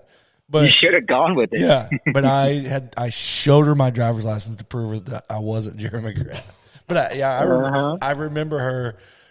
The kid that she helped out was named Joey something, I want to say. Yeah, I don't know the kid's name. I remember this well. Yeah. I remember it mainly because there was it's a long amateur story, but there was Chris Brennan was a UFC, like a king of the cage fighter, and he fitness trained moto guys. I was really good friends with him, and him and the kid's dad got into it at Underground. Back when Underground first started out. So I'm it's all coming back to me now. So I remember that lady. Yeah, she had a lot of money, man. A lot of money, yeah. And she helped me out tremendously in 2012. Yeah, like I said, dude, she spent $280,000. We had another rider, but we had 4 bikes that probably had $30,000 a piece in them. Wow. Yeah, bikes were really good for a privateer bike, which is crazy because at the time, I think we were putting out 42.5 horsepower, and now these bikes are 10, 12 horsepower faster. Oh yeah. Crazy for not near as much money. Yeah. I mean, a stock bike's almost 40 horsepower. So what? It's crazy the change. So when that lady went away, the TLD deal, they'd already filled the spot, so there was nothing there. So what'd you do then? 2012, I was done. Yeah, I just coached. I coached until 2016, and I was sick of riding. I was over it. And I go through my phases where I'd ride for a couple weeks or something, or I would go ride and go film and throw a big whip, and then I was done. I wouldn't touch a bike for 3 months. And I did that starting around 2012. I never really rode consistently. So around 2015 or 16, I had a brand new bike that Escondido Cycle Center gave me. I was getting a Toyota Tundra from Toyota of Escondido. I was just so sick of going to the tracks. I was sick of riding. I was overtraining. I'm like, I want to go do something different. So I went and became an electrician. And that was September of 2016. And then became an electrician, lived a normal life, working 5-6 days a week, and didn't really touch a bike. I probably rode from 2016 until 6 months ago about 20 times, maybe, probably 15 times. Wow. In that whole period of 8 years. Yeah. And then, hey, let's go race Supercross. Yeah, dude, it's crazy. And I'm having so much fun riding again on my bike when I'm healthy. Getting landed on that wasn't too fun, but just being on my bike and training and just putting the effort in. Like, I wish I would have had the same desire for riding and training like I do now when I was a kid. Because when I was younger, I trained my butt off. Don't get me wrong. I was fit, but I had to have a trainer. I had to pay a trainer a lot of money to get me out of bed and get me on a mountain bike or road bike or gym. Like, so I didn't have that desire. If he didn't come to the house, I wasn't training. I was playing video games. I'm glad you said that because we try to get this across to these kids every single day. It's like we've been through it, right? And so we understand what you understand. But these kids, of course, they know way more than we do. But It's like 80% of effort at everything in life, and we're like, if you could just give 100%, it's only for like 4 hours a day, and it's something you love. Yeah, and you can be so much better. So I'm glad you said that, because that's somebody that's still out there doing it. Like somebody you can watch on TV. And I meant to ask you this earlier, and there's no offense by this, because again, I'm older than you. But what's the oldest guy that's ever made a 250 main event? I don't know, a 250. Probably the Balos, maybe 35, 34. Because the Balos was pretty old, but he finished off out on 450s. Right. So you're the oldest guy that's ever made a 250 main event, right? Mm-hmm. Wow. Yeah. Any main event. I got it beat. I think it's Chad Reed or Justin Brayton, but I have it beat by 2 years and 3 months. Oh, something. Wow. That's awesome. Yeah. But the one that I like, someone had a stat, which was pretty crazy. I don't think anyone's ever going to beat this one. It was like 4,000 days between races from 2012 to now. I think it was 4,000 between making main events. That is which I thought was that's a rad That stat. is crazy. Yeah. Mm-hmm. 4,000. That's a lot of days. Yeah. and a lot of life. Yeah, but I didn't do any racing. I didn't race. I did that dual sport race. That was probably in like April or May, around there of last year. And then I think the 2 weeks before Supercross, I went and did a swap moto and a Saturday MX race at Glen Helen. The dual sport race wasn't really a race. There was 4 guys on the line. But I was able to go race some good kids, some amateur kids, a couple weeks before Supercross. I just wanted to get a couple gate drops. Because you know how it is. You can go practice all day long, but as soon as that gate drops, it's a whole different ballgame. Oh, yeah. It changes everything. I like that a dual sport against 4 guys sparked you into a Supercross return. Yeah, no kidding. Dude, and I had the gnarliest arm pump the first lap. And by the 4 laps in, I had a 20 or 30 second lead, and I was completely, my hands were locked up, and I'm like, breathe.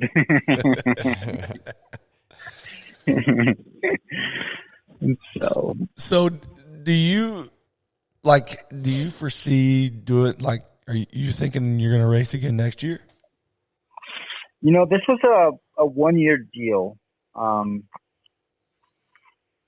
told myself I was just doing a 1 year, but I don't know, man. I'm having so much fun. As long as I can stay healthy and still compete for the main events, I don't think I'm going to lose it in 8 months, No.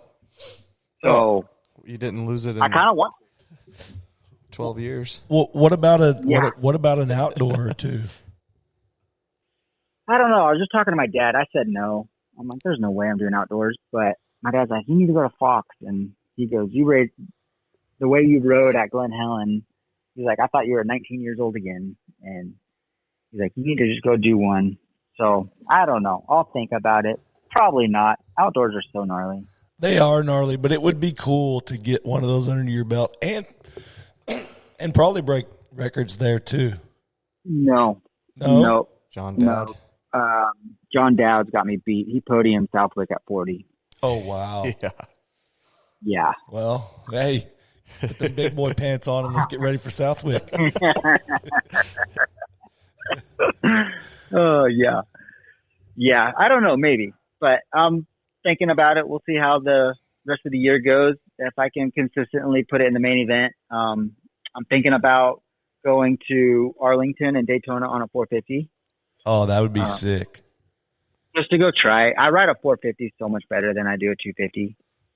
So I just want to try it and just see. I'll be lucky probably to qualify for the night show.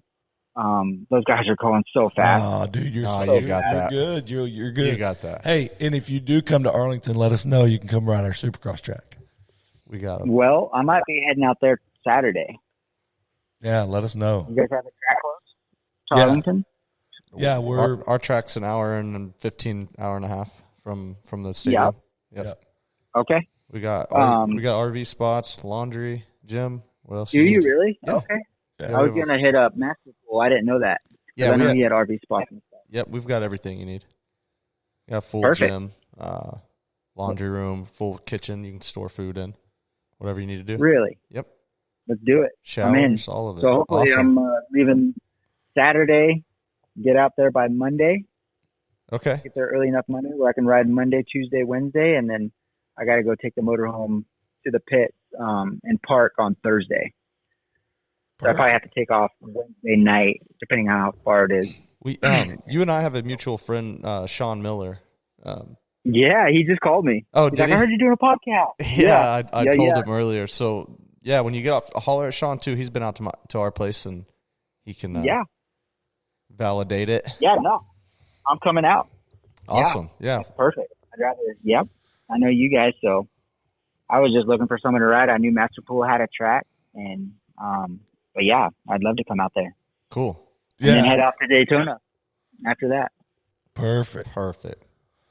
Well, dude, so grateful that we got to do this podcast with you. I wish my voice would have been better. It's slowly gotten worse as the podcast has gone on. But man, I really wanted to do this story, and I think it's like perfect timing. Actually. Yeah, this is awesome. Like I'm glad it didn't come together before you actually put it in the main a couple. I think the timing was perfect. Yeah, this is awesome. Yeah. And thank you, guys. I appreciate it. Hey, well, we appreciate you taking the time. And like I said, the idea behind the entire podcast is just getting, that valuable information and to people who don't have the insight or the inside track, that aren't going to come up and talk to you and get your whole life story. But we can put it out there for everybody. And then not only that, but somebody who's raced probably 3 different generations of Supercross racers. And bikes. Yeah, and bikes. And 2 strokes, carbureted 4 strokes, fuel injected 4 strokes. That's true. All the way through it. Hey, that carbureted 4-stroke compared to the fuel injected was a whole different animal too. Oh, dude, it's crazy. Yeah, it's instant power. It's so nice. That 04 Kawasaki 250Fs. Oh my god. 04, 05. Trying to ride Supercross on that, just yeah, it took a lot of Cowie riders out. That bog. Oh yeah, a lot of Cowie riders. I know. Even we had that problem though at Honda. I think it was just that the bikes were new, and they're still trying to develop and figure it out. I think we ended up putting like a 42 millimeter. What is it called?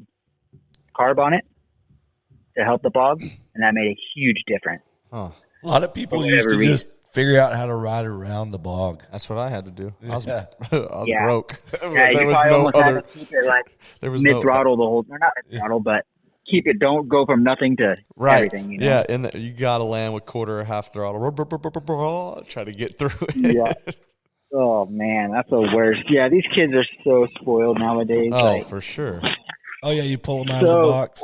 Well, it's like making a kid on an 85 do no clutch motos like today, like through corners when my 85 probably wouldn't have gone through that corner without the clutch.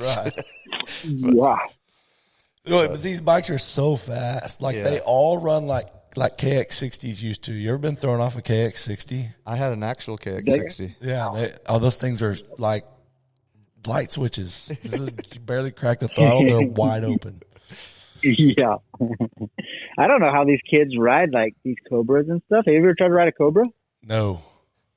Oh my gosh, dude. It's just like nothing to everything. Like, and we're out here trying to like parents and everybody's losing their mind. They're just chopping the throttle. I'm like, well, you might do that too. That thing is trying to go. Yeah, exactly. Yeah. Good stuff. Yeah, the bike difference is super crazy. It's fun to be able to start out on 125s and then now be able to ride the bikes. It's just crazy. Yep. And now you're having to do 4s in every Supercross somewhere. Yeah. But Yep. like I mean, used to there was Stewart was the only one that would do a 4 in the small class, and now there's at least one that everybody's got to do. Yeah, but you got there was 365 riders at whatever Supercross that was, or jumping the triples. Yeah. Right. Yeah. Really? Oh yeah, 3 of them. One of them's here with us right now. And Wow. But somebody said in an interview, who was it? There was an interview somewhere. I got to look it up who it was, but it was a pretty gnarly dude that said, it's Villapoto. Yeah. Villapoto said, I would have never, that's the difference. I would have never jumped that on a 65. He said he never would have jumped it on an 85. Yeah. He went to the Yamaha test track before U.S. Open and he only doubled the triple. He would not have jumped that triple, and they're doing it on 65s. That's crazy. Yeah, but that's evolution. Yeah. Yeah. You're right. Bikes are better. Kids are better. The quality of training programs is better. The technique has come a long ways, Well, and then having access to them. I mean, these kids can ride a Supercross track 4 days a week if they wanted to. Yeah, we were on a Supercross track with 50s, 65s, 85s, C riders, women, girls, and a vet rider all on the same day last Thursday. Wow. No way. That's crazy. They spent the whole day. We had 50 riders doubling through actual Supercross loops, jumping all the way through there. Yeah. That's amazing. Yeah, I can tell you the level of the privateers, I feel like from back when I grew up racing is totally different, man. These privateer kids are going so fast. And it's just the training, the training facilities and riding coaches and all that stuff has just elevated the sport so much. Well, and there's I thought I was going to qualify easy. I literally thought, and man, that was a rude awakening. Yeah, so me and Sean Miller had a conversation before the first round, and he was kind of thinking that, he's no problem. I'm like, dude, this is going to be a big deal. If he puts it in the show tonight, to me, that is a huge accomplishment at 40. Because you missed 12 years of like a whole lot of evolution, and like you're saying, the privateer speed now they're racing through the track. When I was a privateer, I was just jumping the jumps. Like I'm just figuring it out like every weekend. That's how I am. Like I watch video and these kids are hitting these rhythms and stuff so hard, and I'm like just making sure I down it perfect and then come up short or go far, Yeah, and they're just pushing and scrubbing off stuff like. Well, and I used to do that back in the day. I'm nowhere near for what sure, I used to but not everybody did that back in the day. Well, not everyone like you were doing it, but I was not. And now everyone's racing through it. But it's just like we have a kid on a 65 that rides that Supercross track, a legit Supercross track. Any chance we'll let him, he'll spend the whole day on it, and he's scrubbing and whipping through the rhythms. He doubles everything on a 65 and just races through it the whole time. Wow. We've got him attacking berms, right? So by the time he's on a 125 or a 250, it's going to feel like a night track to him. Yeah. Oh, yeah. He's going to come right in to futures comfortable. Exactly. Well, and the other thing what I was going to say about those guys like the privateers that you're racing against that try to get in that main event, a lot of those privateers are guys who would win amateur nationals. And some of them are guys that win a lot of amateur nationals, and there's just no seats available when they get to the pro ranks. There's a lot of bad dudes that are straight up privateers right now, and so it on both coasts, East and West Coast. Like so it's not like I can't think of. I wish I could think of somebody from back in the day that just showed up to all the races but was never going to make it. But it's not like that. Like these guys, I'm not saying.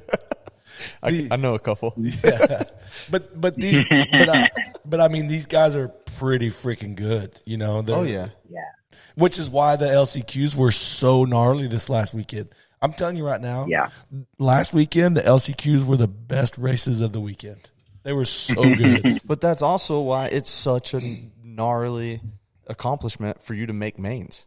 That's Right. amazing to me. Yeah. Oh, yeah. That is for sure. That's the coolest thing at the race right now. And listen, those kids are willing to end it all to make the main event. Yeah. You know what I mean? I know. They're willing to be. This is the last. This is it. We're done. I'm taking all y'all with me. Yeah, they're not scared, man.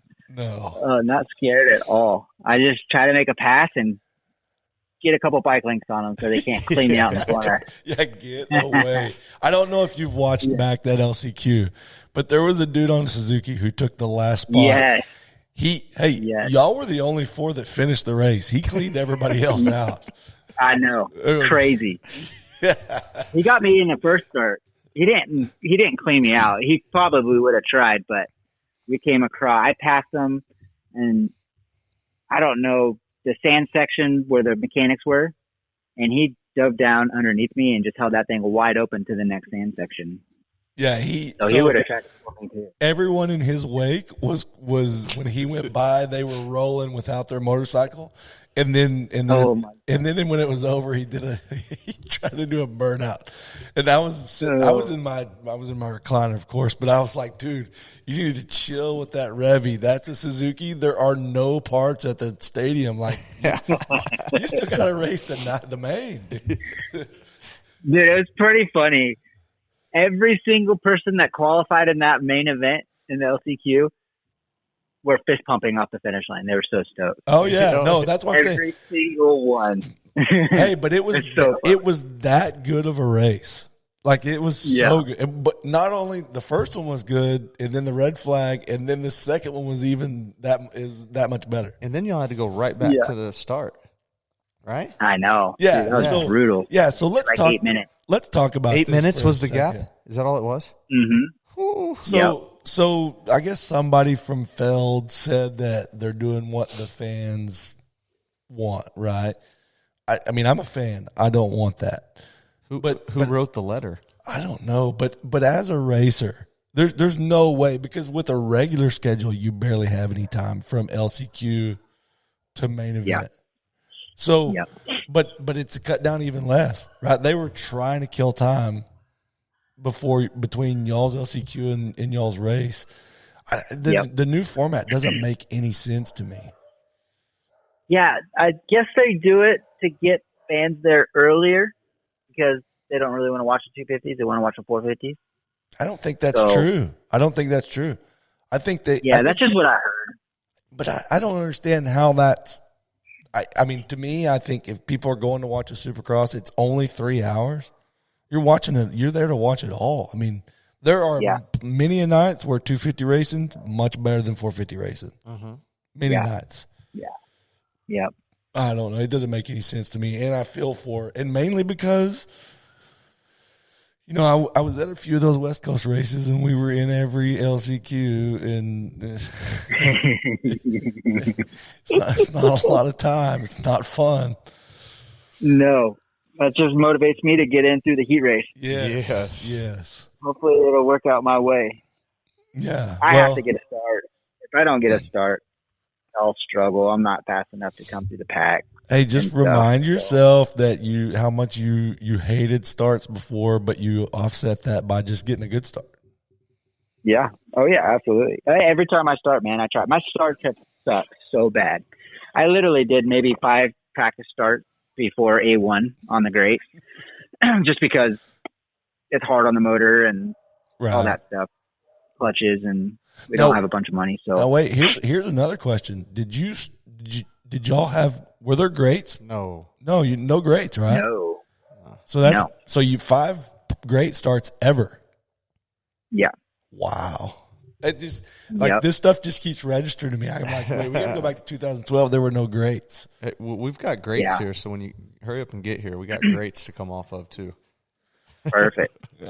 Yeah, I changed my technique, the way that I was holding my clutch on the start, because my start has just sucked so bad. And normally I'm a good starter. And so for the second qualifying in Arizona, I did something different, and I think I ripped the whole shot, or I was second. And so I'm like, okay, I think I got it figured out now. And luckily, I got a couple good starts in both of the LCQ races. Yeah, you're So really from now on, I should be close to up front on the start. well. It's at least in those LCQs. If you're not in the top five on the start, you're really taking your life into your own hands, or you're putting your life in somebody else's hands. Yeah, I know. It's important. Dude, the first lap is so gnarly. Going through the rhythms and the triples and everything. It's like, please jump this jump in front of me. Please jump. But so I was really scared at A1. Like, I got a bad start in the heat race, and it was just bunched up going into that finish line jump. Remember how massive that thing was humongous. Yeah. So I came in super hot into that corner to try to block, kind of like slow the guy down so they couldn't jump it. And I rolled it, but I feel like every single rider that's in that race are pretty good. It's not like how it used to be back in the day. Oh, no. So it's something that you don't have to worry about as much. Right. You know? Yeah, no, especially at A1. Like, if they made the night show, they were good. Yeah. Yeah. Right on. Yeah, boys are going fast. They're making me work for it. Hey, but you now that you've got that feeling of the main events, you just gotta keep it rolling. And your fan base has got to be growing tremendously every weekend too. Yeah, man, I've had so much love from the fans, and I'm just excited to be able to ride during the week. I haven't been riding. I've ridden. Last weekend was my 9th time riding since A1. That's crazy. I haven't been able to mountain bike. I haven't been able to do anything because my body's so banged up that, yeah, I haven't been able to ride during the week. My fitness is totally gone. Obviously, I can get around the track riding 70% like I am in the mains and stuff, but yeah, my fitness is down. Just I'm looking forward to being able to put in 3 days a week of riding, showing up to the race. Another 3 days of riding before the next race, you know, right? And work on my speed and technique and just put in laps. Like coming into A1, I was pretty fit, and I've lost it all of it. I was doing 50 to 100 miles a week on my mountain bike and a pedal assist, and yeah, haven't been able to touch my mountain bike or anything. Well, you got time to do the old school way and ride yourself back into shape. Yeah, that's what I'm doing. Yeah, and I figured, man, I'm having so much fun racing. Let's go try it. I ride a 450 better, so let's just go try and see how it goes. Go try to, if you can put it in the night show, $1,500. Yeah, I think you got that. Yeah, that's awesome. Money, so.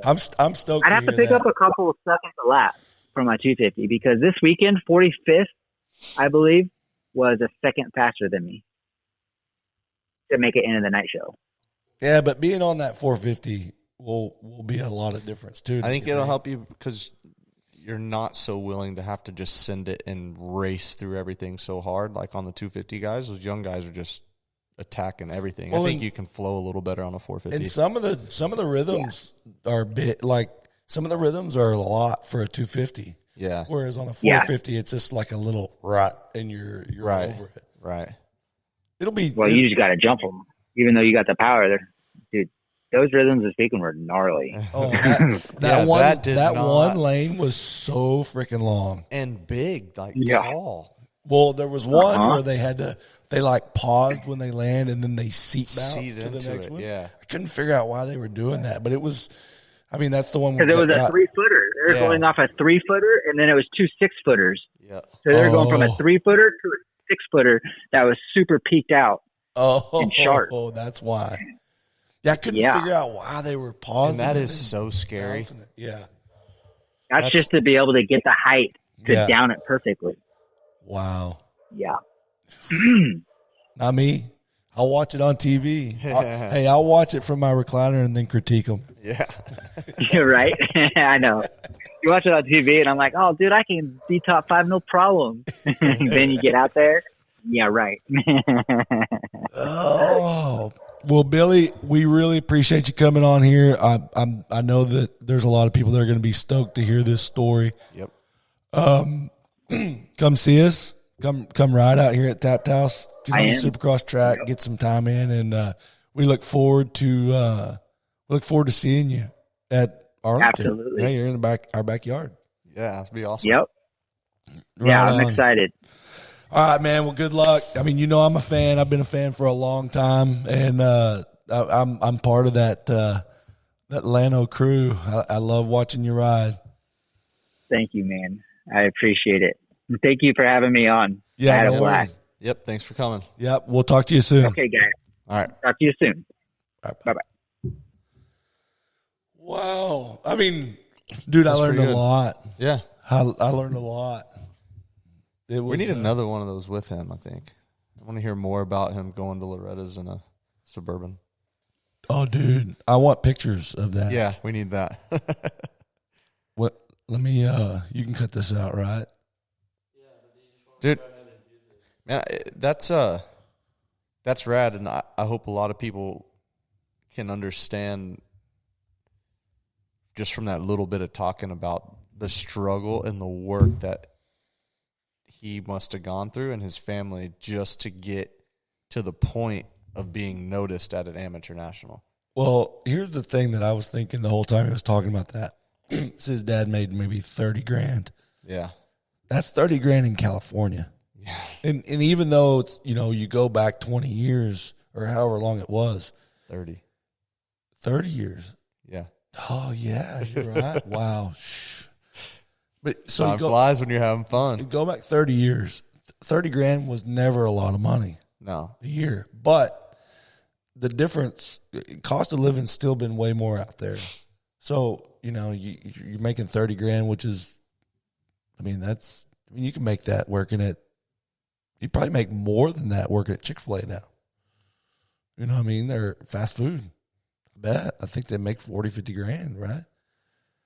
And then now you're trying to take your kid across the country racing on that. Wow. Man, that is. I wonder how propane fuel mileage is. Let's get another call. And can you leave the car running with propane and sleep in it?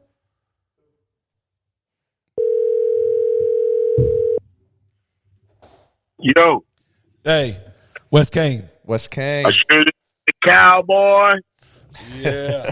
And we just did this podcast with Billy Laninovich. And one of the things he was telling us, I know you were around for that era, is the first year he went to Loretta Lynn's. 98. In 98, he said his dad made about $30,000 a year. They had no money. They went to Loretta Lynn's in a Suburban that ran on propane. And they slept in that Suburban all week long with no air conditioner. Dude, I seen him pull up at the races in a pickup truck with a box tied to the back of it, and they pulled bikes out of that.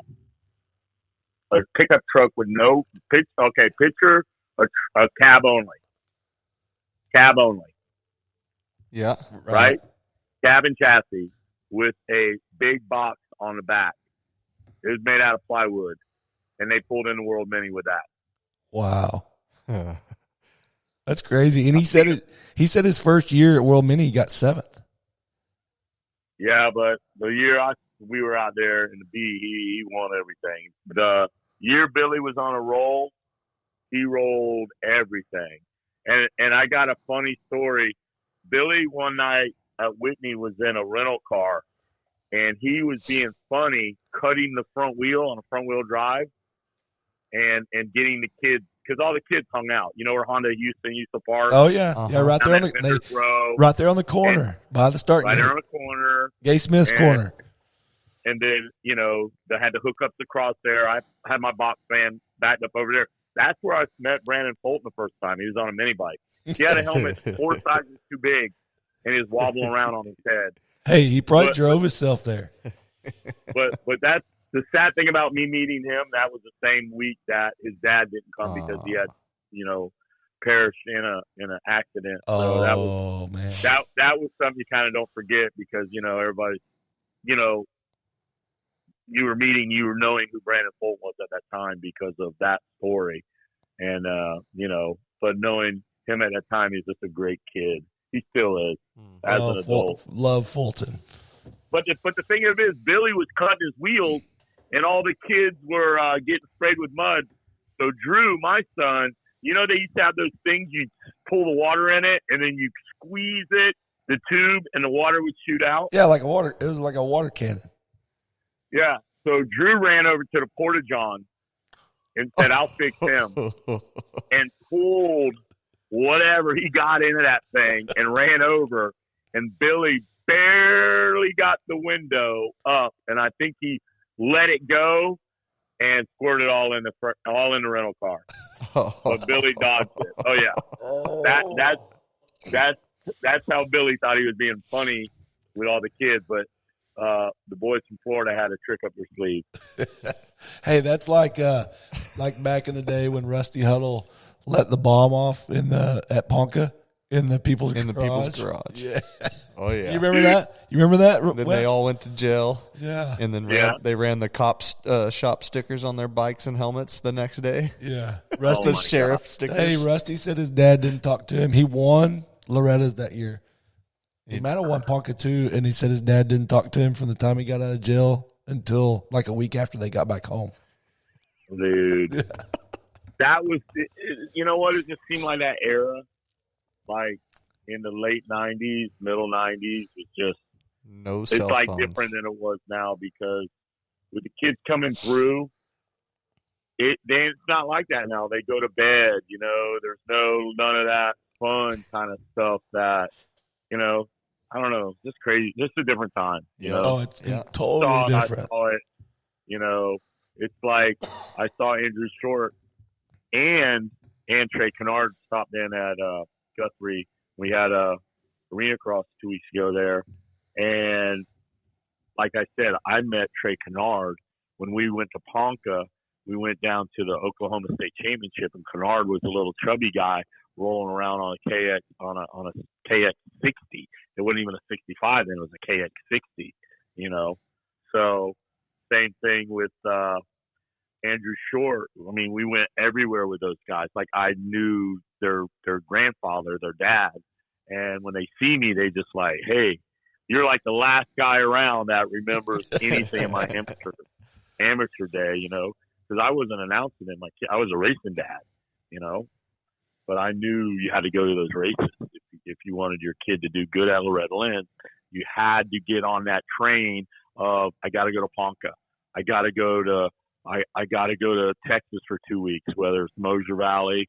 And I know, Zach, you know, I tell people about Mosier Valley and they're like, what is that? That was Tuesday, Wednesday, Thursday for me. Mosier Valley was. You had to go see Cerber and go to Mosier Valley, and then you had to load up and go to Lake Whitney after that, you know. And then we loaded up and went. We just stayed on the road, like me, Big Brian Johnson, and Little Brian, and Gene Stoll, everybody. And we would go all the way out in Millsaps, and then we'd go out to California and stay for a month, and then come back and catch World Mini in Vegas. And I mean, that was just how you had to do it, you know. If you wanted to be on that train of, I need to be on the amateur tour to get accolades in this racing program. You can't hit one of those events once a year and think you're going to go in there and win it. It's not going to happen, you know. We'll talk. Sorry, my voice is going, but go ahead. Talking about those events, gosh, my voice is horrible. I'm fixing to go get a drink of water, but talk about. You know what you need, bud? You know what you need for your voice? What? I'll tell you what you need. You need some Root and Toot and 2-ball lotion. And when you get that, you'll be able to yodel like no other man.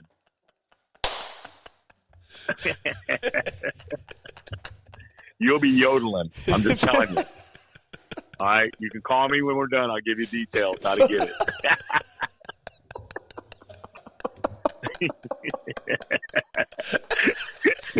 I wasn't ready for that.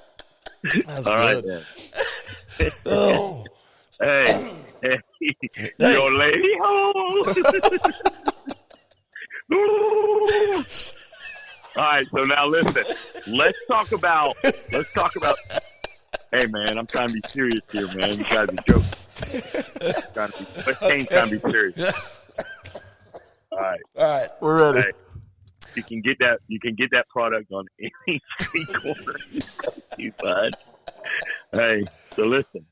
Here's the deal. Put yourself together, man. If you're in a foxhole with me and you start cutting up like that, and Charlie's coming through the wire, I'm gonna have to get a hold of you and slap you and pull you back to your senses. Get yourself together. Put yourself together, man. Get back in the game. Yeah, I'm here. I'm in here. So let's talk about spring and ding ding. Let's talk about it, man. If you don't have a mustache, I've got one I don't know already. what we're gonna do with you. I saw that. My wife makes me shave mine. You might have to grow it out. You got to grow it out, dog. Brian's got one. She makes you shave it. She don't know what she's missing. Rootin' tootin'. All right, listen. Here's Wes the deal. Kain after hours. Yeah. Listen, it's called Spring a Ding Ding, and we're gonna ding, and the ding is we're bringing the mustaches back, and mustaches are forever, okay? And you can't come into the ding without a stash, or if you come into the ding without a stash, you leave with a stash. All right? You hope. Hey, well, that's the key. I'll grow it there. Yeah, I need you to grow your stash, and we're gonna wax it. We got mustache wax, and it's gonna be great. The ding is gonna be a great event. I mean, it worked out for me this time because we had a round cancel of Arena Cross in Virginia, so it's like bam, I'm in. So it's great. I leave Daytona on the 8th and 9th. We got rounds, and then I just threw the calendar. I'm like home on Sunday. I got to fly out Monday because we start on the 12th. Supercross. We go all the way to the 17th. And we got outdoors. I believe we got a Supercross during the week or before the week starts. I mean, there's a bunch of stuff going on. We got a World Pit Bike National Championship, I believe, out there. And if you've never been to Oak Hill, there's a bar right down the road called Frilly's, and I guarantee you'll have a good time. Hey, there's now a bar at Oak Hill. I don't know if it's going to be open. Yeah, there's a bar on the grounds. Wow. Hey, Oak Hill has done a lot. The new owners have done a whole lot there. I mean, they got a playground. The kids are always, it's like a little skate park kind of like thing, I guess. They got a pump track. Yeah. I mean, Oak Hill is like a little diamond in the rough. It's really amazing. It's great for viewing. You can see the whole track from right around where the announcer tower is. Yep, there's a few places you can go around that track and see a lot of the racing. Oh, yeah, you can go all the way around it and watch. Yep. I mean, Oak Hill's awesome. Wes, how long has it been since you've been to Oak Hill?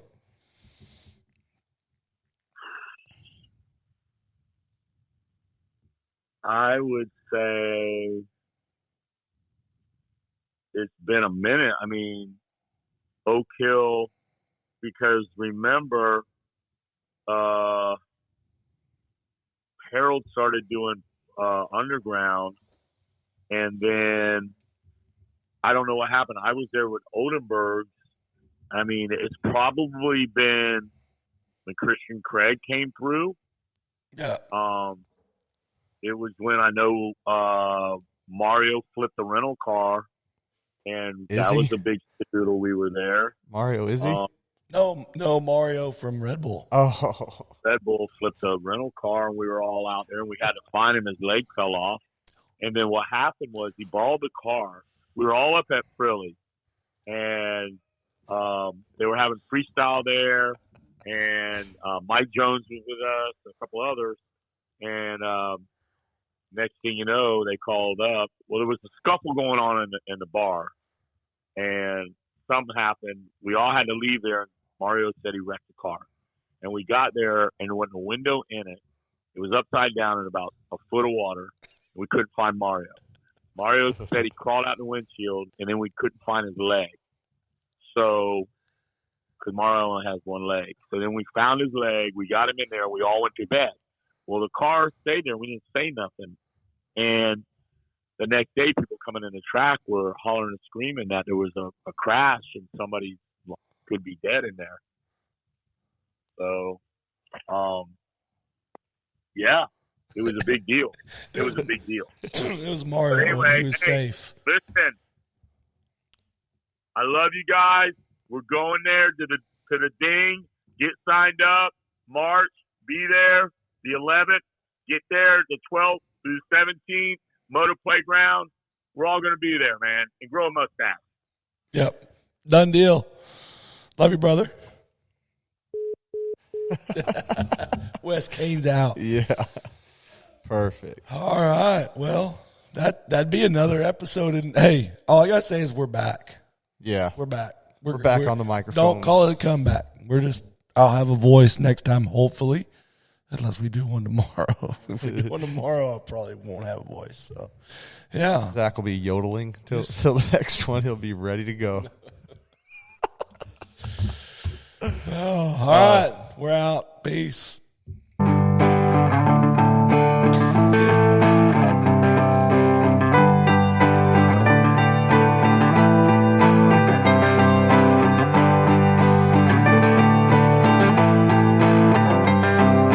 Closing time, open all the doors and let you out into the world. Closing time, turn all of the lights on over every boy and every girl. Closing time, one last call for alcohol, so finish your whiskey or beer. Closing time, you don't have to go home, but you can't stay